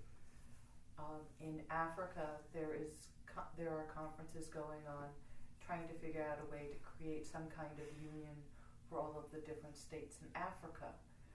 So there is a desire for a coming together that I see. So both things are happening at the same time. yeah. Um, I think that the human experience tends to see and push for unity that does not that suppresses diversity or that homogenizes it, and I think that's very different from this idea. Yeah, of okay. unity. That's true what you said, but what happens? Just look at it historically. What happens? Historically, much is lost of diversity. How about that there's always a struggle against that very... Yes, there is. Yeah. Of course. Has to be. Against diversity. Against Against the homogeneity. Yeah. Right? There's always something or someone or some group of someones that pushes against it. You know, the hippie movement of the 60s and 70s. That's what that was. So it's almost as though the human mind, the human experience, is mistaken in the concept of unity. Yeah, but it misunderstands exactly. Right. It's not uniformity, just as Mercy says. Exactly. Okay. Well, that's a huge thing where in any group, whether it be a family or any larger organization, the acceptance of differences. Yeah. Yeah. So we go back to inclusion versus exclusion consciousness. So what are you doing? You know what? I am really working very hard on inclusive feelings, even the accepting of things that used to repulse me. Oh, good. Because what I hear a lot from people is that sometimes I'll correct it and sometimes I'll just let them go. Is look how cool we are and look at how kind of sad all the rest of those guys are. Doing the other thing. Yeah, whatever it is they're doing. We you know. and them. Yeah, and they craziness and them kind of thing, right? And that's not what we're about. Right, and it's not an easy. I'm finding it's not an easy road to go. So, if it were easy, anybody could do it. Okay. Yeah, but the accepting of the inclusiveness of things that may appear hurtful or detrimental. Are in fact hurtful. Yeah. Yeah, so can you accept the existence of drones? I mean, the ones with missiles attached to them. Not all drones are bad. Right. So to accept it and to also be aware, but not live in the fear. Well, you're not the target of a drone, are you? I don't know. No, I don't think so. Probably not true. One never knows. Someone's going to launch It's going a missile. right to a Lingus house. Oh my. Yeah. And blow up your condo. You just never know. Revenge of my ex-landlord. So a drone aimed at him would be okay. Oh, she's already moved out, I see. Well, Okay. Sorry. you know, it's important to be comfortable with, which is what you're basically saying, to be comfortable with these alternative ways of seeing things, let's say. Right. Which are brought about by Cultural pressures, you know, and in the need to feel right. Fear. I just had this guy, the same guy, the same young man that I had this. I have about once a month he gets a hold of me. We have this conversation on Facebook back and forth, and he like uses me to check on what's going on in his head, right? And it was the very same conversation we had, you know, that he's quite sure that this or that is the correct way to do things. And I pointed out that's not necessarily true. You don't know what someone else's path is. You can't possibly know. You can't. Yeah. You can. You have trouble with your own path, much less worried about someone else, right? So, okay, we can read in it the same meanings as the word used by Dr. David Bohm, enfolding. Enfolding? En. Enfolding. Unfolding. Enfolding. For example, if you drop gravel on the surface of a lake, each little bit of gravel is going to cause an eddy. But these eddies form together what one calls a wave interference pattern. So one reality is created out of these many different sub-realities. That's convergence, which is exactly what you're talking about, right? Acceptance, in fact. And each one of us as a human being is, in a sense, a convergence of the universe at all levels. The physical reality of the universe, the psychic level, at every level of our being, we are like the wave that represents the convergence of the whole sea, because it's the whole sea that emerges as each wave. That's when we become aware of the bounty that construes together in our being. Did you get all that? You look puzzled. Yeah, I got up until the wave. Okay. And Just repeat that set. Or I'll just, yeah, all right. Okay. Each one of us as a human being is, in a sense, a convergence of the universe at all levels. The physical reality of the universe, the psychic level, at every level of our being, we are like the wave that represents the convergence of the whole sea, because it's the whole sea that emerges as each wave. That's when we become aware of the bounty that construes together in our being. When you observe a wave, you observe it as an individual thing, as a thing that has identity. But the whole ocean has to adjust to that wave. Has to. Can't not. The whole world has to adjust to any individual wave. Okay? yeah, Does that make sense to you? yeah. Okay, that's what happens. It's a minor adjustment as far as the whole ocean is concerned, but still there must be. Right. And if that wave is out of sync, Can't be out of sync. Can't be out of sync, right? Not No. possible. Well, you can have a monster wave, which you might call out of sync, but it's still the whole ocean going into that wave. I think the out of Right. sync is a mental judgment. Good for you. Yeah. Yeah. But this whole idea, I mean, it's just as I listened to you speak this and as I read it, it gave me a wonderful sense of belonging to the whole universe, to being part of it, even if my consciousness did not feel the whole universe, but for seconds, you know. But it gave me a whole sense of not being separate, but being as one. So- it was helpful, you know. Exactly. So that you can recognize that with every action on your part, the whole universe must adjust. There's Not no- only every action, but also every thought. Every thought, every yeah, exactly. there's So one the law of power- reciprocity. Huh? There's one law of reciprocity. Yep, exactly. So your statement earlier about how many mystics... Now that makes change sense to it you, huh? Right, and the thoughts Moving as forward. being to focus on forms that affect not just this planet, but the whole universe itself. Whoa. Yeah. That's it's something that I'd like to know. Okay? Got all that? Everybody all clear? What? Profound. Oh, I don't know. I can't put a word to it. Excuse me.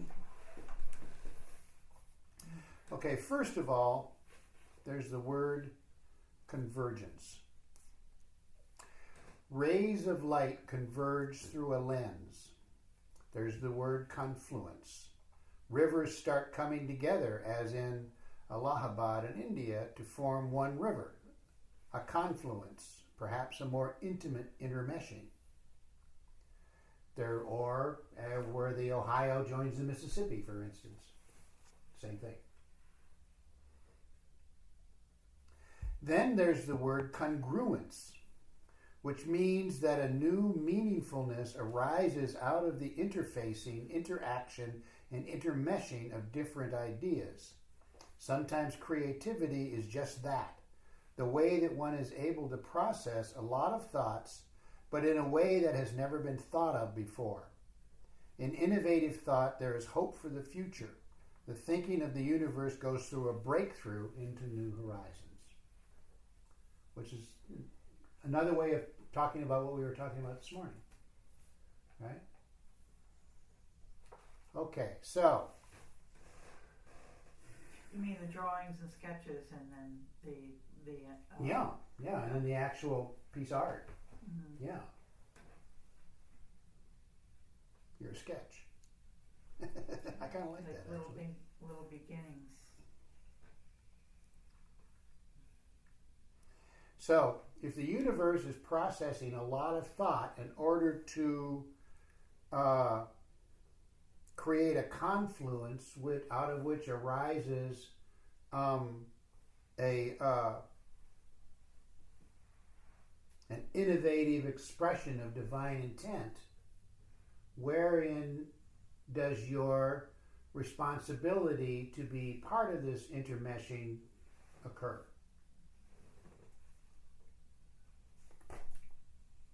Is that a good question? That's the big question. Yeah. First of all, I imagine the first step is going back to home base, returning to what was the term you used? Turn the center. Your center. The center, and in that, remembering. Yeah. And what is that? That your consciousness turns toward that where everything is congruent and flows together. Yeah, we have a pretty cool practice for that. Wahabo? No, Zikr. Zikr. Shall we do Zikr now? We can do some Zikr now. I'd like to do it in a way that is just, meaningful internally, rather than. So if you think of this practice, doing the Zikr, as a confluence of psychic energies that is enabling your being to participate, as opposed to some other idea that you may have. Just try that as a concentration. Is that helpful? What I just said? Psychic energies, did you say? Is that what Say I it said? again, whatever it was you said. I'm out of it. Okay. Okay, if we do the practice rather slowly, see if you can see it as a confluence of energies that allows you to participate, rather than some transformative experience that enables your enlightenment or unfolding. Okay. Okay? In other words, it's participatory in the action of the universe rather than Right. some individual experience. Okay? Does that make sense? Rather than trying to make something happen. Yeah, rather than trying to make something happen. Yeah, exactly. Okay? So, kind of. You have seen that it already is. Just, relatively short. And pretty slow. Like this. La. La.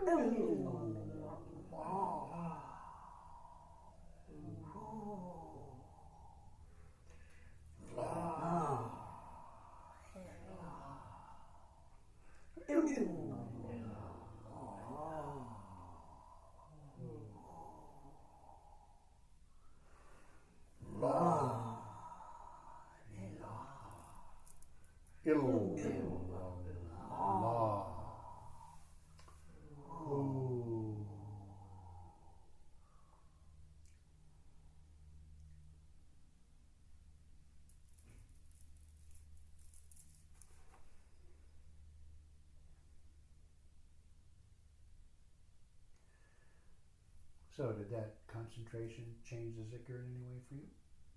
Or was it the same?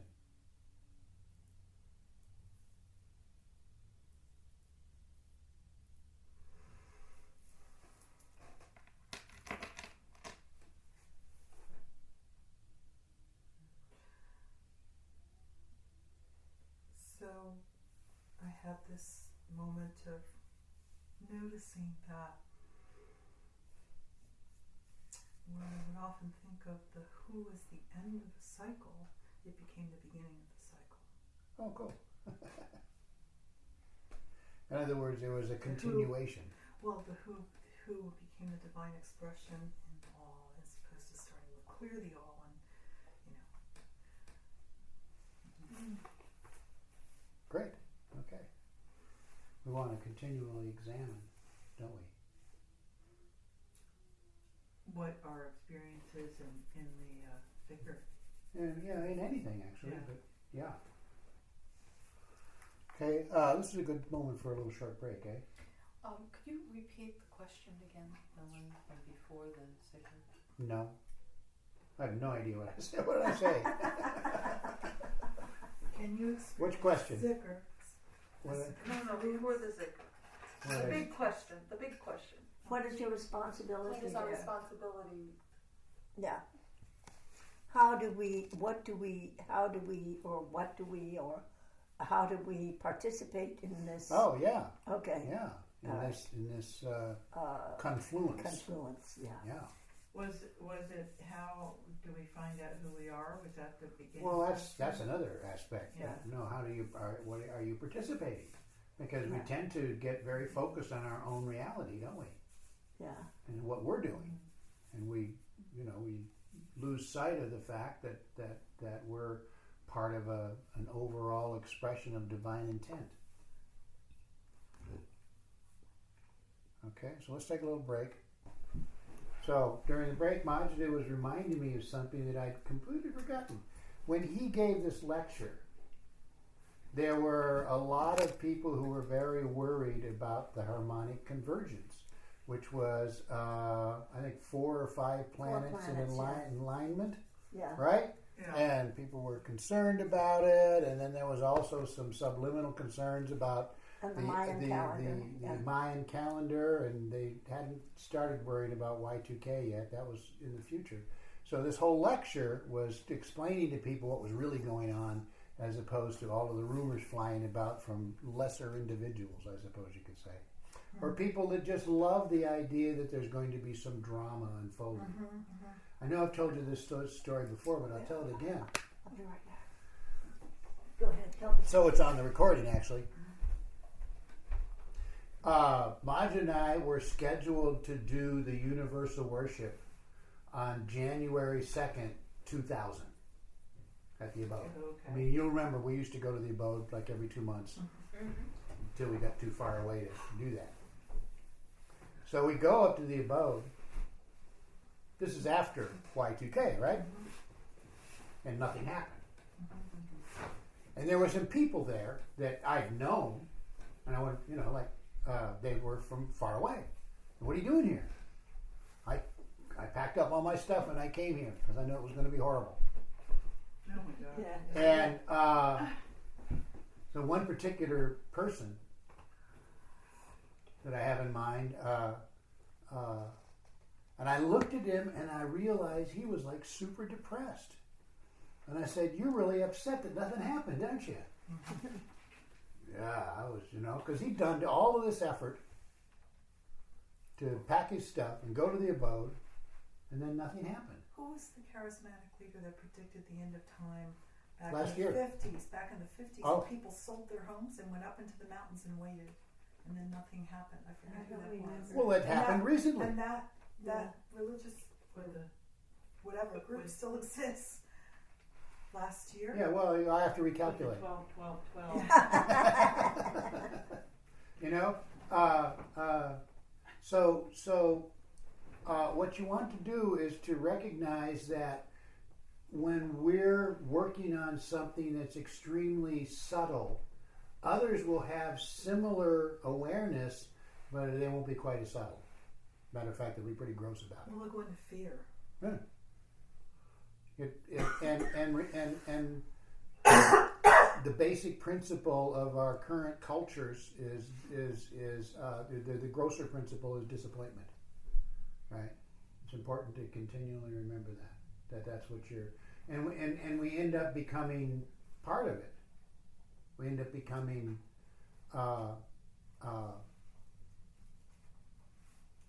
subject to that energetic disposition, right? Of disappointment Yeah, of the way things are going. yeah. I mean, how often gosh, I heard you guys talking earlier when I was just before I went to take my nap about Obamacare and whether or not it was going to be okay and all that stuff, right? You know what it is? It's the next step in the social experiment. Yeah, That's all it is. It's exactly what Social Security and Medicare were. Yeah. It's going through the same kinds of Mhm. painful gyrations of Yeah, it's the next step. That's all. rebalancing. Mhm. And does it have to be painful? Well, that's because that's the way we create it. That's, No, it doesn't have to that's be. the whole disappointment. Yeah, it's absolutely mindset. convinced that there's going to be disappointment. That's what's happening, right? Hmm. Yeah. Again, fear of going out of your comfort zone. Fear of change. Yeah. Right. And an inability to recognize that you are one of the waves of the whole ocean. That what you do does in fact affect everyone else. Though that the other way that you put it is that statement of Chang Tzu's. I would dream that I was a butterfly. Was I with butterfly? Yeah, and I woke up and I couldn't decide. You know this, Jane? You know this one? No. I dreamed I was a butterfly, and when I awoke, I couldn't decide if I was a man dreaming I was a butterfly or a butterfly dreaming I was a man. That was, from, Lao Tzu. 1000 BC or something. When did he live? Chinese Yeah, guy. yeah. He's one of the successors to Lao Tzu. So, I have his book somewhere. I know I have it. Early mystic. Yeah, oh yeah. Okay, let's see where we're at here. Thinking of the universe goes through a breakthrough into new horizons. In its supra-terrestrial dimension, the meaning of convergence lies in the evolutionary process. Now let's just think about the lovely reference in a poem, the fluttering of a flower in resonance with the trembling of a star. Now that's a beautiful thought. What does a flower know of the stars? Then, as evolution advances, we human beings are able now even to start exploring the stars. Not only at the physical level, but by doing exactly what Shahabuddin Suhrawardi was teaching, by getting ourselves into the consciousness of the stars. I'm actually reading his book now, Shahabuddin, Philosophy of Illumination. I recommend it if you want to dig into this stuff. This practice develops a whole new dimension in our evolutionary process, that the eye of the human being should be able to grasp a light that has been cast forth from a star that has disappeared many hundreds of thousands of years ago is one of the most amazing things. I mean, do you ever think of that? These stars that are billions of light years away, you see their illumination. You actually stand outside and look up and you see that light. Yeah. And it left the star 1 billion years ago. And that star might not even exist anymore. Might not even exist now, exactly. Yeah. How Or- does that happen? the photons keep moving. They don't light, stop. light travels. You remember how Pir Vilayat is continually accentuating the reality that your aura has no boundary.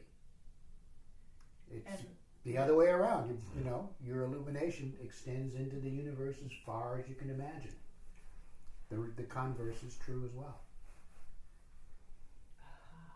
And what is it I see on the internet the other day that scientists believe or astronomers believe they've discovered the oldest known galaxy? The what? It's like Oh, really? it's like I 7 missed that. billion light years away. You know, the oldest known. And they're observing it. It is completely different from galaxies. You know, Excuse me again. I'm sorry. it's so that's very cool. oldest known galaxy. As far as they know, I mean, you could keep But- pushing it out. Because if you're observing the illumination of an object that is 7 billion light years away or 15 billion light years away, that means that light left that object 15 billion years ago, at the beginnings of the universe. That the light left the object, Yeah. Yeah, and the object is still there. not No, necessarily. not Not necessarily. necessarily. But the light's still there. Yeah. Because it's moving. It took 15 billion years to move from there to here. It's very far away. Isn't that amazing? Okay, now if you can calculate it, it's 186,000 miles per second. How many seconds are there in a year? Multiply that times 15 billion, and you've got the distance.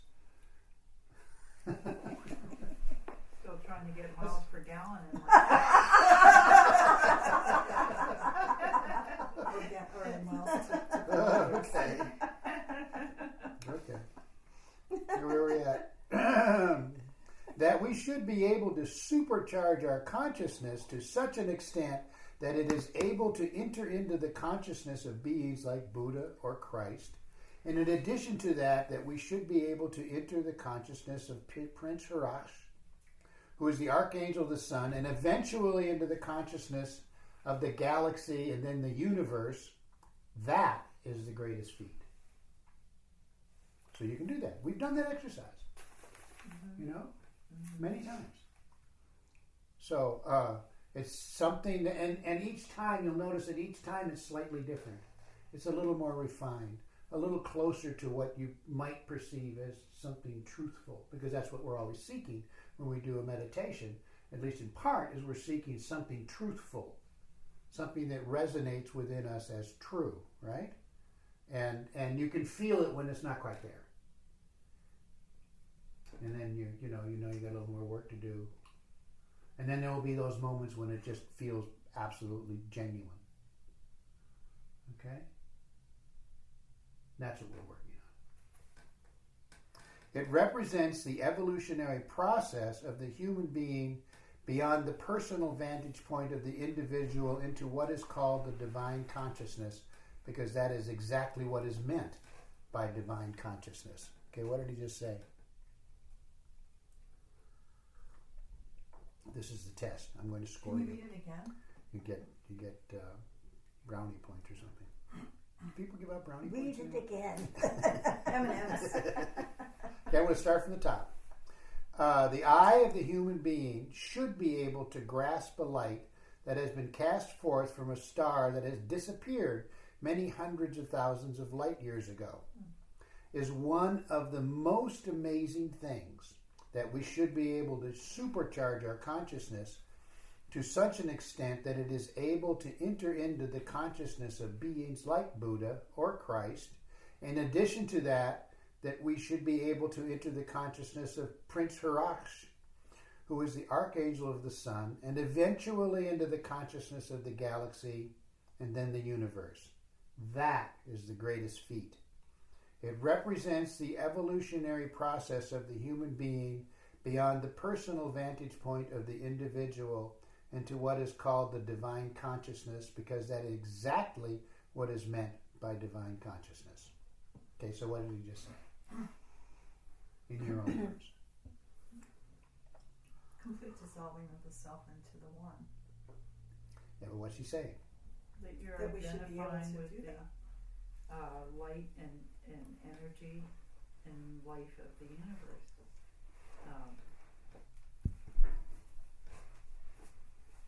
And I guess by being able to to participate in that, we would be participating in the creation of the universe. Turn it on its head. Flip it around. That the universe is speaking, can Express itself through you. Yeah. How about Yeah. that? Yeah. There you go. That's what's the important thing, I think. That you are, in fact, an expression, which is where we started this morning. Mm-hmm. You are an expression of divine consciousness. Mm-hmm. As far-fetched as that may seem at some moments in your life. You know? It certainly seems far-fetched to me sometimes. Okay, in meditation, we learn to get literally into the consciousness of the universe as a being, instead of interposing a concept of God between ourselves and that consciousness. It starts by realizing that the plants are beings, the minerals and atoms are beings. There is nothing in the universe that is not beings, and therefore there is a conscious counterpart of the somatic aspect of nature, of matter, which has been ignored during the last century, and we are just beginning to realize that today under what is called ecology.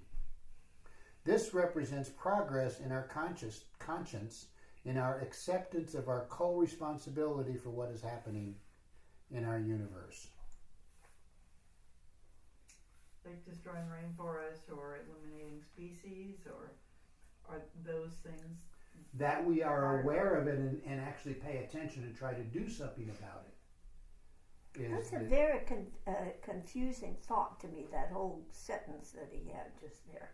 Really? Why is it confusing? I don't know why it's confused. I mean, if I knew If you why knew, it was it wouldn't be confusing, right. Yeah, okay. right. If I knew, you know.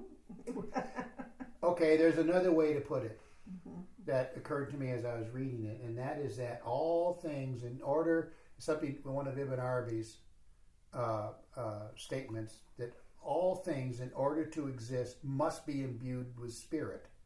If there is not spirit, there is not being. It can't exist. Right. So spirit must be within all things, which is the same as saying that we are all all things are beings. You know, all atoms are beings. Yes. They are in thought. fact spirit, or Yes. imbued with spirit. Okay, does that help? Yeah, well, I got that from the previous sentence. Oh, okay. Then what was the confusion? I don't know. Okay, well, we'll read the second hand. There's nothing in the universe that is not beings, and therefore there is a conscious counterpart of the counterpart. Okay. of the somatic aspect of nature, which has been ignored during the last century. The spiritual counterpart. The in consciousness. other words. the Yeah. somatic? The The consciousness. somatic counterpart? Yes, the somatic counterpart would be Spirit. the spirit. Yeah. Spiritual. Okay. Yeah, good. because in the West we tend, because of the secular structure of our culture, we tend to ignore that aspect and just assume that we can dominate whatever it is that we're dealing with.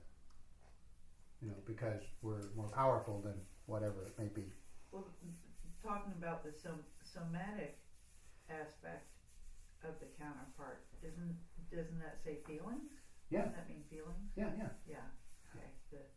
Do you feel the Feelings are spirit. Yeah. the pain of that the world is experiencing, or that all right, just take fracking. You know, when you do that, the world, the land that's being fracked responds. It doesn't like it, and what's it do? It sends back nasty chemicals. You know, I thought it was the chemicals they were putting in. It is. other stuff comes out. Yeah. Asbestos and benzene and radium and methane Causing and earthquakes. all All kinds that of is stuff. coming out. Yeah. Yeah. Yeah. That's not the stuff they're putting in. No, This stuff is coming out because of their that's right. they're Plus, it Well, caused all plus these earthquakes. And plus they put stuff in. yes, they put Yeah. other stuff in that's so, Yeah. so on the one hand, it is just a very secular point of view. We can do this because we can do it, mm-hmm. right? And on the other hand, what he's saying is that we are slowly also gaining in consciousness about what we can and cannot do. Things can heal, but people have to be aware that you're doing damage in the first place. And they're not, a lot of people don't, still catching up with. They don't quite get that. People are still in denial about global climate change. Yeah, which is. Even as New Jersey is contemplating whether or not to rebuild cities like Margate. Mhm. Yeah. Okay, so I would like you to consider as the target of your meditations to be able to see yourself in the universe, have this overall view of the significance of your being in the universe, whatever that means, instead of thinking of yourself in your personal vantage point. Okay, for just a moment, just close your eyes and see how that works for you. Remember the meditation in the solar plexus and out the heart. Start there, and then as you feel comfortable with being in your being, express yourself as an aspect of the universe rather than from the individual viewpoint. And see how that works for you.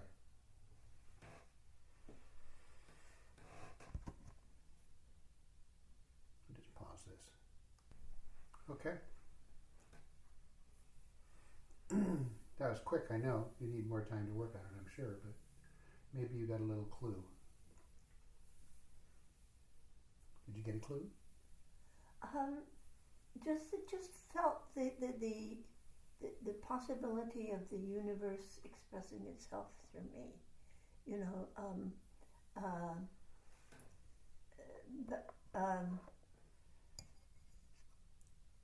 allowing myself to be and to emerge, that there's nothing is static, that it's ongoing.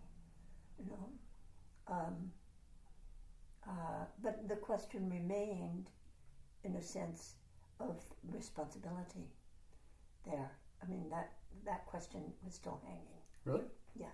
Oh, okay. I mean, it's like how it would take form. Okay. I mean,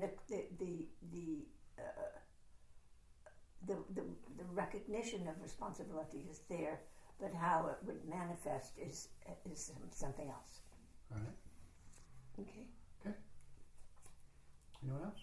I don't know if I ever get to a place where I am totally in a sense of the absence of self.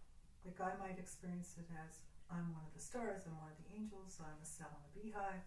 So I have a sense of being part of that whole. Or I can put myself out there and breathe into the being of the self. But I don't know that I ever lose that identity of the individuality. Then that's something to work on. Mm-hmm. Right? It's there to be done. Mm-hmm. Okay? Yeah. I think it happens both at the same time. It's like it's just as if when you're meditating, you're still aware of the room that you're in. You're aware of Physicality. Hmm? Physicality. Yeah, physicality at the same time. It's like it both things are present. Mm-hmm. I don't know. But there are moments when that's no longer true. That's true. Okay? So, the important thing to recognize, I think, for you is that there's somewhere to go and that it is possible. Because you might have had just a sense that maybe there is that there, right? Well, That's just good. by noticing that it wasn't happening. Yeah. Yeah, okay. So I wonder if, I don't know, I'd have to give some thought as to whether I think I've experienced that at other times. Sometimes it happens regardless, but it's so fast. Yeah. It could be a nanosecond, so Yeah. you've Yeah. lost it. Yeah. It's like. As soon as you give your personal attention to it. Yeah. Yeah. So that it's a skill that you can learn by practice. Mm-hmm. Anyone else? Did you have something? I think I might have mistook the intention of connecting with the universe, but I was trying to get my purpose. How's that working for you? So that was So you went off in a different direction, yeah. kind of. I guess I Well, that's did. okay. Yeah, Okay. and it was and it came back sort of as I'm trying to help people find the power in themselves, or that maybe express that. Yeah, but that wasn't the purpose of this particular exercise. Yeah, see that's But what still, that's the responsibility part of it That you were Yeah. talking about. Yeah. Yeah. that we were all talking about before. Yeah. But so that's what you went for. Yeah, I So, think so. But Okay. the responsibility and or it's like, well, what part of the message of the universe, as far as humanity goes, are you participating in to further humanity in some way? But that could only be my own thinking. But I thought about it and it's like, well, yeah, it's not something that is my opinion. It's something that is I witness more than it's my opinion. I witness its existence, the life and the power that we have inherent in our bodies, and that it's almost very physical, but other people deal with it in other ways, psychological or neurological. Okay. But Okay, thanks. Alima, did you have? so I went in the wrong direction. You did fine, don't worry about it. I don't have words. Okay. Then you don't need them. Okay, here's what Parablight has to say about it. At this point, something happens that destroys our mental constructs because we realize that if we are able to have the slightest understanding about the motion of the stars or the interplay of the atoms and electrons, it is because our mind thinks the way the mind of the universe thinks.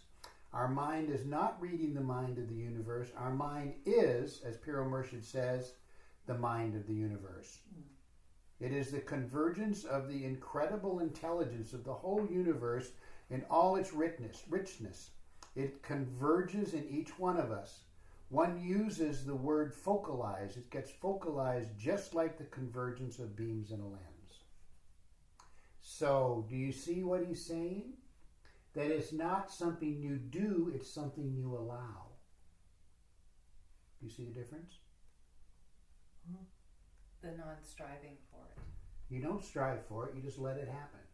But what that means, of course, is that you have to turn away from your personal vantage point, and that's the hard part. Yeah. Okay.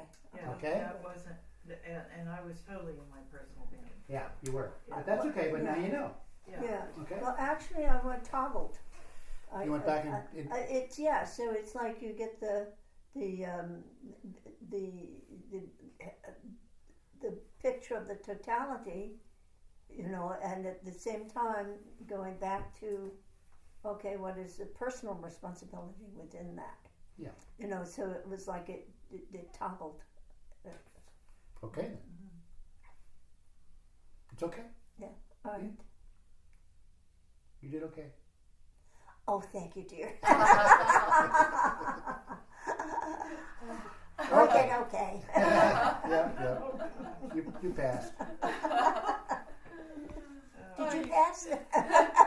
Oh yeah, I didn't talk about me, did I? No. No. Well, I started to get into that. I know how to do it, and I was starting to get into that place, and I thought, if I go into this, I'll never come back. So I'll just go ahead and stop here. And what I recognize is that I've learned the trick of stepping away from the personal consciousness, and that's kind of what it is. It's kind of a trick. It's how do I do it? Is it a trick you're playing yourself? Maybe, yeah, kind of. Because I'm sitting here and I start out with the breathing, right? just like I said. And as that settled in, I just began to pay attention to the rhythm of the body. And then I began to focus on not focusing, I guess. You know, I was teaching this to somebody the other day. One of my other students that comes here just privately. And the way I taught her was a very simple exercise. I don't think I've ever told you guys. Go outside on a day when there's just wispy clouds in the air, in the sky. Look at a cloud, just a small cloud, and see it not there. And that cloud will disappear. And this is how you learn how to do that. Okay? It's a simple exercise, but it's how you can train your mind to slip into this alternate reality of away from, because your personal consciousness says, well, of course the cloud's there, I can see it. But you have to see it not there. And it'll disappear.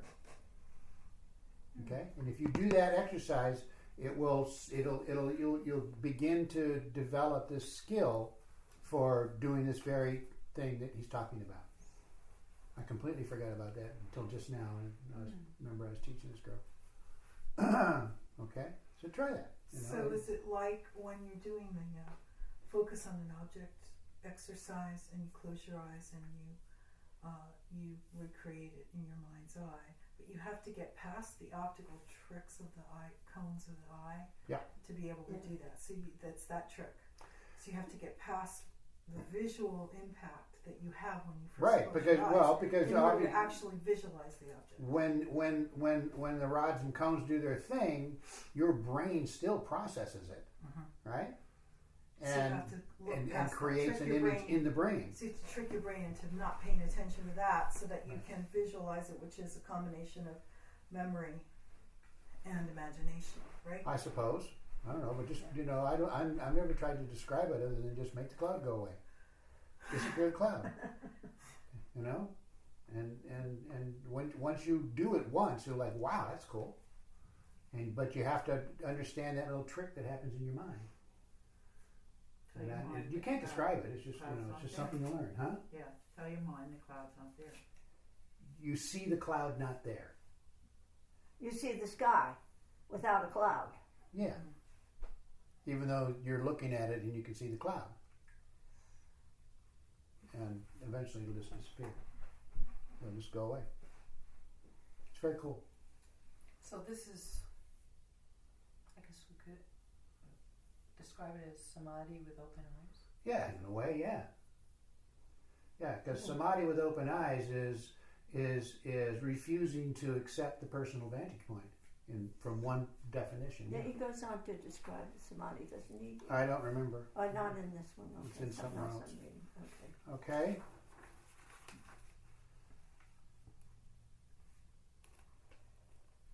Well, this next lesson is going to be good for you. Oh, this next lesson is... Oh, yeah, it's really complicated. It gets very personal. Yeah. Yeah, the next lesson is really powerful.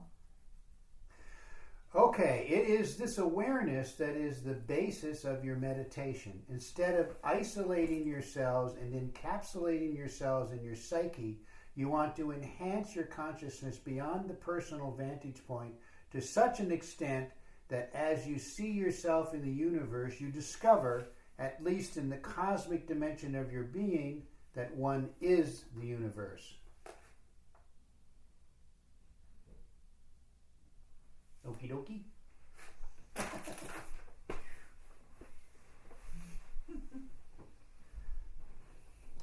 Now this is the cool part. The universe cannot be the object of your knowledge because one is the convergence of the universe oneself. Okay? In other words, you can be an astronomer and catalog all of these stars and nebulae and this and that and the other thing, but you're not seeing the universe. You're seeing evidence of the universe. Okay? See the difference? All right. The other way is being the universe. Being the universe. I'll read it again. The universe cannot be the object of one's knowledge because one is the convergence of the universe itself. Okay? This is pretty heavy metaphysics, actually. Okay, the Sufis speak about the light that sees instead of the light that is seen. That is the ultimate knowledge, the light that sees. Indubitably, we shall be making the next step in the evolutionary process, that of reaching into the convergence of the thinking of the universe and the emotion, the consciousness, and the intelligence of the universe.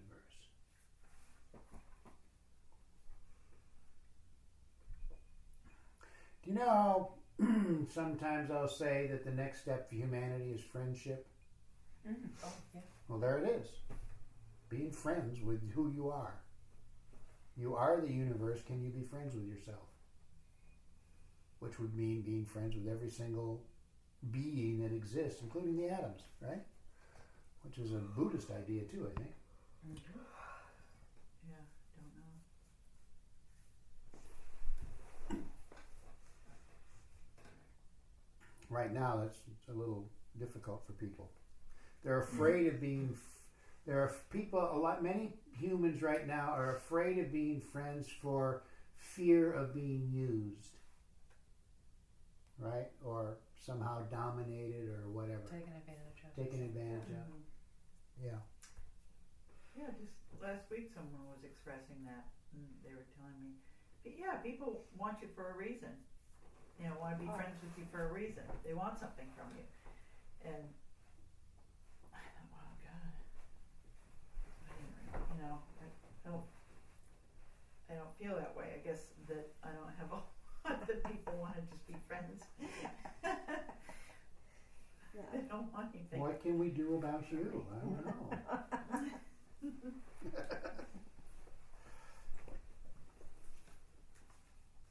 are we doing here? Okay. We know that the sun has an impact on our weather, but that is the physical sun. The archangel of the sun has a significance for us in our ways of thinking. That is something that we need to discover. Okay, why is he saying that? The underlying consciousness. You exist within it. We exist within the corona of the sun, therefore you exist within the being of Prince Urashk. And we're affected by, Well, of course. yeah, Yeah. our thinking as well as the Yeah, and remember the bodies. the obverse in which your actions affect the being of the archangel of the sun, right? Just like the wave affects the whole ocean. Yeah. Okay, does that help? Does that analogy make sense more now? Okay. In the teachings of Shahabadin Suhrawardi, there is what is called the solar initiation. Okay, refer to lesson 6 for breathing techniques and looking at the sun. We did that way back 2 years ago. We're coming to the end of this whole course, you know. We'll finish it this year. Next, learn how to expose the different chakras to the sun by imagining that the point in your chest where your heart center converges in a flat surface like a sheet of paper. There's just one position, a point on a sheet of paper, which would be exposed to a central beam of the sun hitting that paper at absolutely right angles to the central beam issued from the sun. When you do that, you will experience the way that your heart chakra opens under the effect of this light of the photons that are being sent by the sun. You can do the same thing with your third eye and your crown center and your solar plexus. Yeah, we used to do this outside. Yeah, So we could go outside. we could go outside, but you have the light of the sun right in this very room. Yes. You do. It's here. Yes, but you feel it more directly when you're outside and you're facing the sun and it hits your heart. Okay, do you realize what our neighbors are going to see when they see a bunch of people walking outside? Well, we could go to the backyard. It's okay. Fewer neighbors. Would you like to do that? Or no? Okay. So what I want you to do is just sit there. It's cold out there. Oh gosh. Oh my gosh, these wimpy Philadelphians. And he had us like do the third eye and the turn our back to the sun and feel it on the chakra from the back. And So- remember that? Yeah, I do remember it, and I always kind of escaped when he did those things. Because I always felt weird with all these people around me. I don't know. It's okay by myself. But what you can do is, did you hear what he said? I'll read it again. Expose the different chakras to the sun by imagining the point in your chest where your heart center is converges on a flat surface like a sheet of paper. Just I like don't get that part. I picture my chakra as a as a dot, flat surface. as a dot on a As sheet a of dot. paper. On a Okay. flat surface. Okay. And this ray of the sun is impacting this flat surface at right angles. So directly, and you can imagine because you're sitting within the corona of the sun right now. So just close your eyes and imagine that.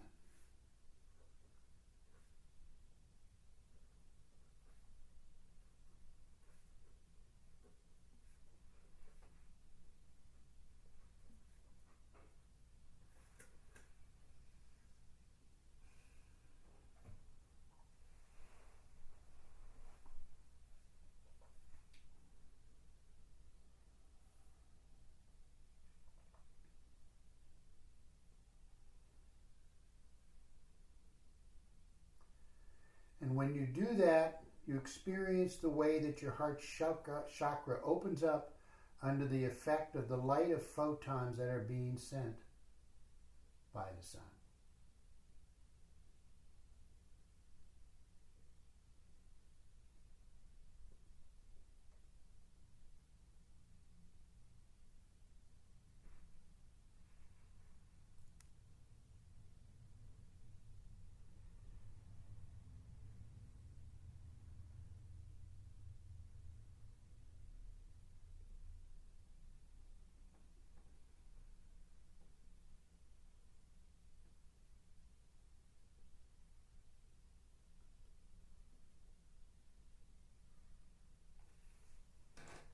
And then shift that concentration to your third eye.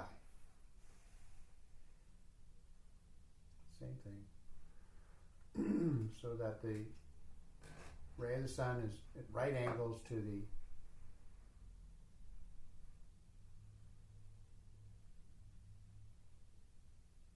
third eye.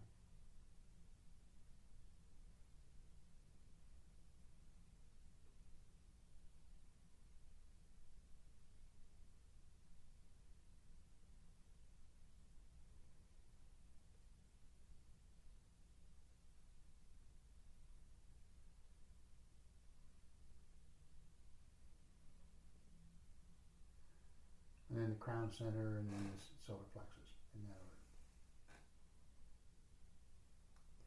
order. Okay, and then just as Majid was saying, if you do this exercise outside, you can turn your back to the sun and do the same thing with each of the chakras, positioning your body exactly in such a way that the particular chakra that you are concentrating on is in exactly the position to accommodate the sun's rays at a right angle to the main beam. And you'll feel your chakras opening up. And he says this is a very basic practice, which is true. So it's something you can do. I'm a little confused about the right angle thing. It's like a laser beam.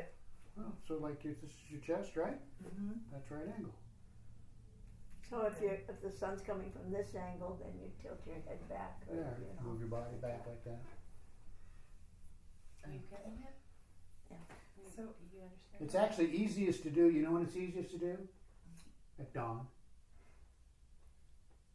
This is a practice that you can often do during a retreat. You go out at dawn, Yeah. to some place where you can see the because the sun. sun's low.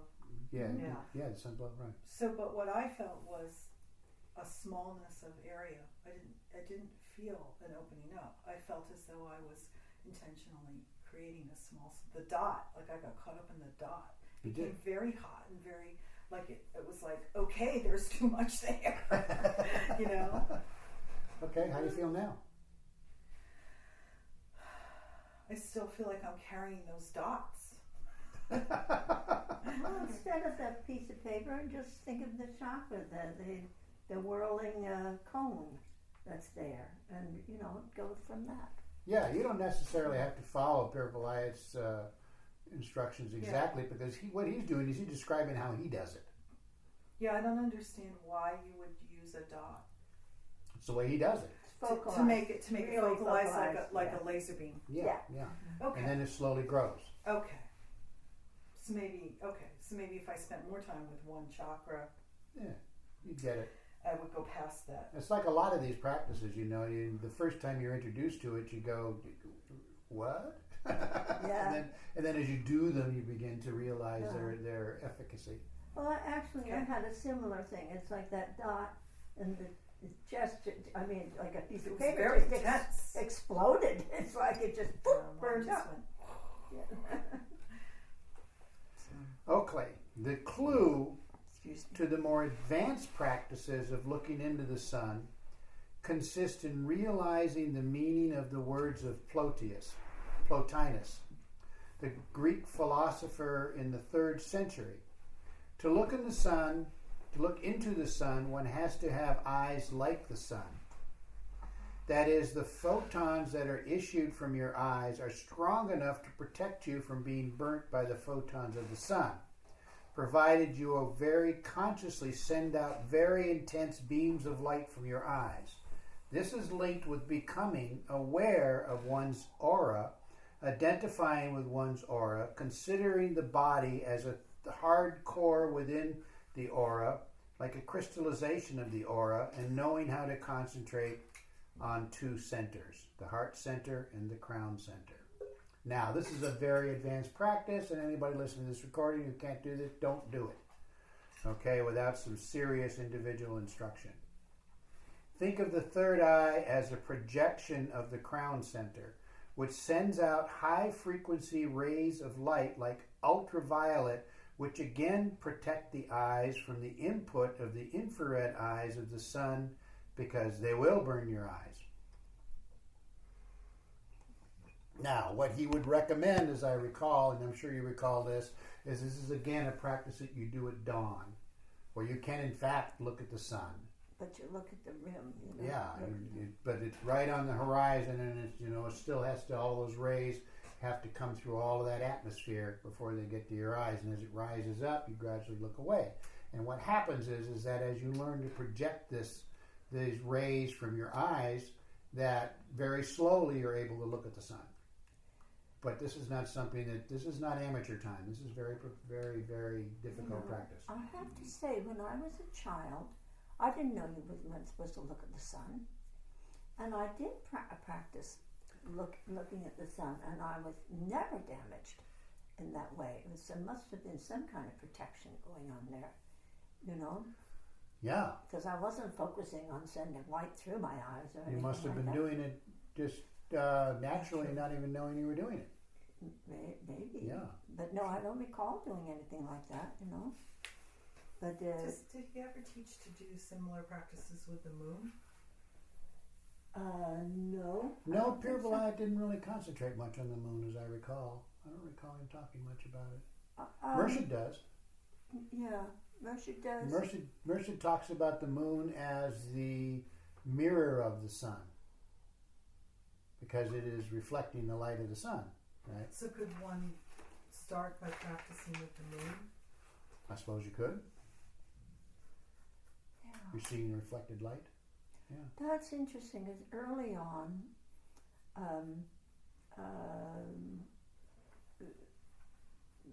people would practice, it was before, just beginning to be acquainted with Pir Vilayat, in fact, that the people around him would say, okay, concentrate on a planet, or, go outside and just look at a star and focus on that planet. whatever it was, in Venus, Mars, Jupiter, whatever, and see how it makes you feel. Mm-hmm. You know, it's like those were kind of some early practices. Mm-hmm. And the moon, I don't think he concentrated on the moon because of the lunacy associated with it, Yeah. Because of the lunacy? Yeah, But he did give that the practice. lunar, the Yeah. term lunacy comes from the lunar, the idea of the moon, concentrating on on the moon. Oh. It was so that on the early days of, I don't know, civilization, that's what it was connected with. People who concentrated so much on the moon became insane or whatever. We're lunatics. Yeah. Yeah. Wow, huh? Yeah. The things you learn when you come here. Yeah. Now, as far, I'm probably being way too practical, but on the right angle thing for the crown chakra is. Yeah, you'd have to like Well, you bend your bend head. your head. Oh, you do? Yeah, sure. Okay. Yeah. Well, lift not your me. head or bend your head or lift your back or Yeah. shift your body. Yeah, so that you're at the right Yeah. angle. Yeah. So that you're really facing it. Yeah. Uh-huh. Yeah, okay. So you think that actual physical proximity is important in that practice, Yeah, it can be. not yeah. just I mean, I was being in the light of the sun and as I was imagining doing the that. practice, I was visualizing the sun in front of me. Yeah, well, you that's know, why I with laid the down. rare So it's coming- like, all right, I can visualize the sun being directly above. Whatever works for you, Yeah. that's fine. Okay. You know, and it is a pretty basic practice that you can work on. It's nice to do in the morning, very early morning, as you said, Mm-hmm. because it's I don't know, it has a refreshing quality to it. Mm-hmm. Uplifting and refreshing. Mm-hmm. Yeah, when I was doing my long retreat, that was one of the most special moments. Was getting up at 5 a.m. and going down to the beach and sitting there and watching the sun come up. I could feel the what do you call it? Rays. The ultraviolet coming over the horizon is the false dawn, I think they call it, right? And doing this practice, other light practices. First light. Mm-hmm. Yeah, it was really powerful. It was one of the best parts of the day, actually. Yeah, and it's a kind of a recognition of it is a recognition of our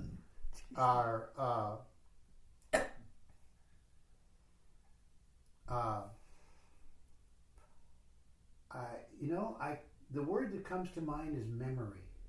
Our memory of pre-existence, pre-eternity. There is a memory that allows us to tune into the expression that we agreed to be part of, no matter how you may feel right now. And then the absolute joy of this participatory expression of divine intent that we've been talking about all day. And once you get over worrying about who you are, it becomes quite wonderful. It's nice to get your bills paid, but other stuff is going on too. I still have that hippie mentality of, yeah, it'll take care of itself. It's still there. It's still there, so we're good. Okay, my dears.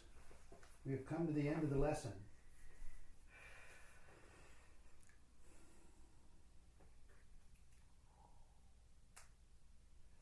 Shall we do a Zangzigger? What would you like to do? I would like to. Let's do Mershid Zikr. Okay, we'll do it. And we'll end the day with that.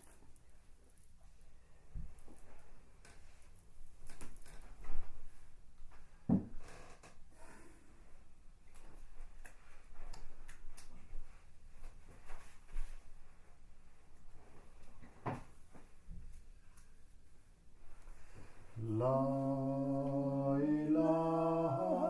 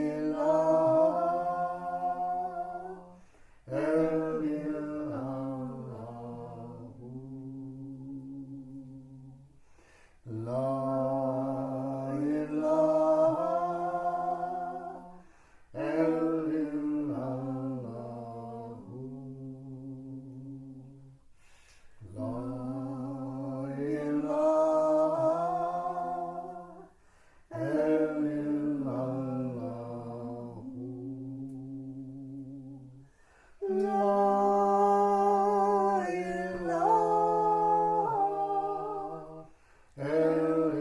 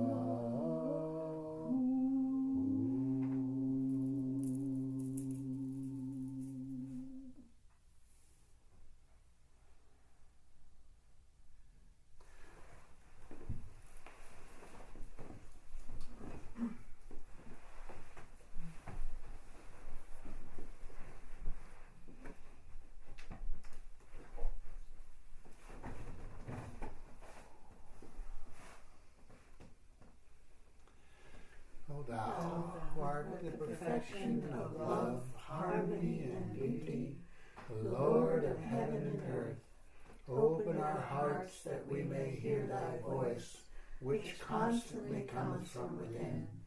Disclose to us thy divine light, which is hidden in our souls, that we may know and understand life better. Most merciful and compassionate God, give us thy great goodness, teach us thy loving forgiveness, raise us above the distinctions and differences which divide us, send us the peace of thy divine Spirit, and unite us all in thy perfect being. Disclose to us thy divine light. Disclose to us thy divine light.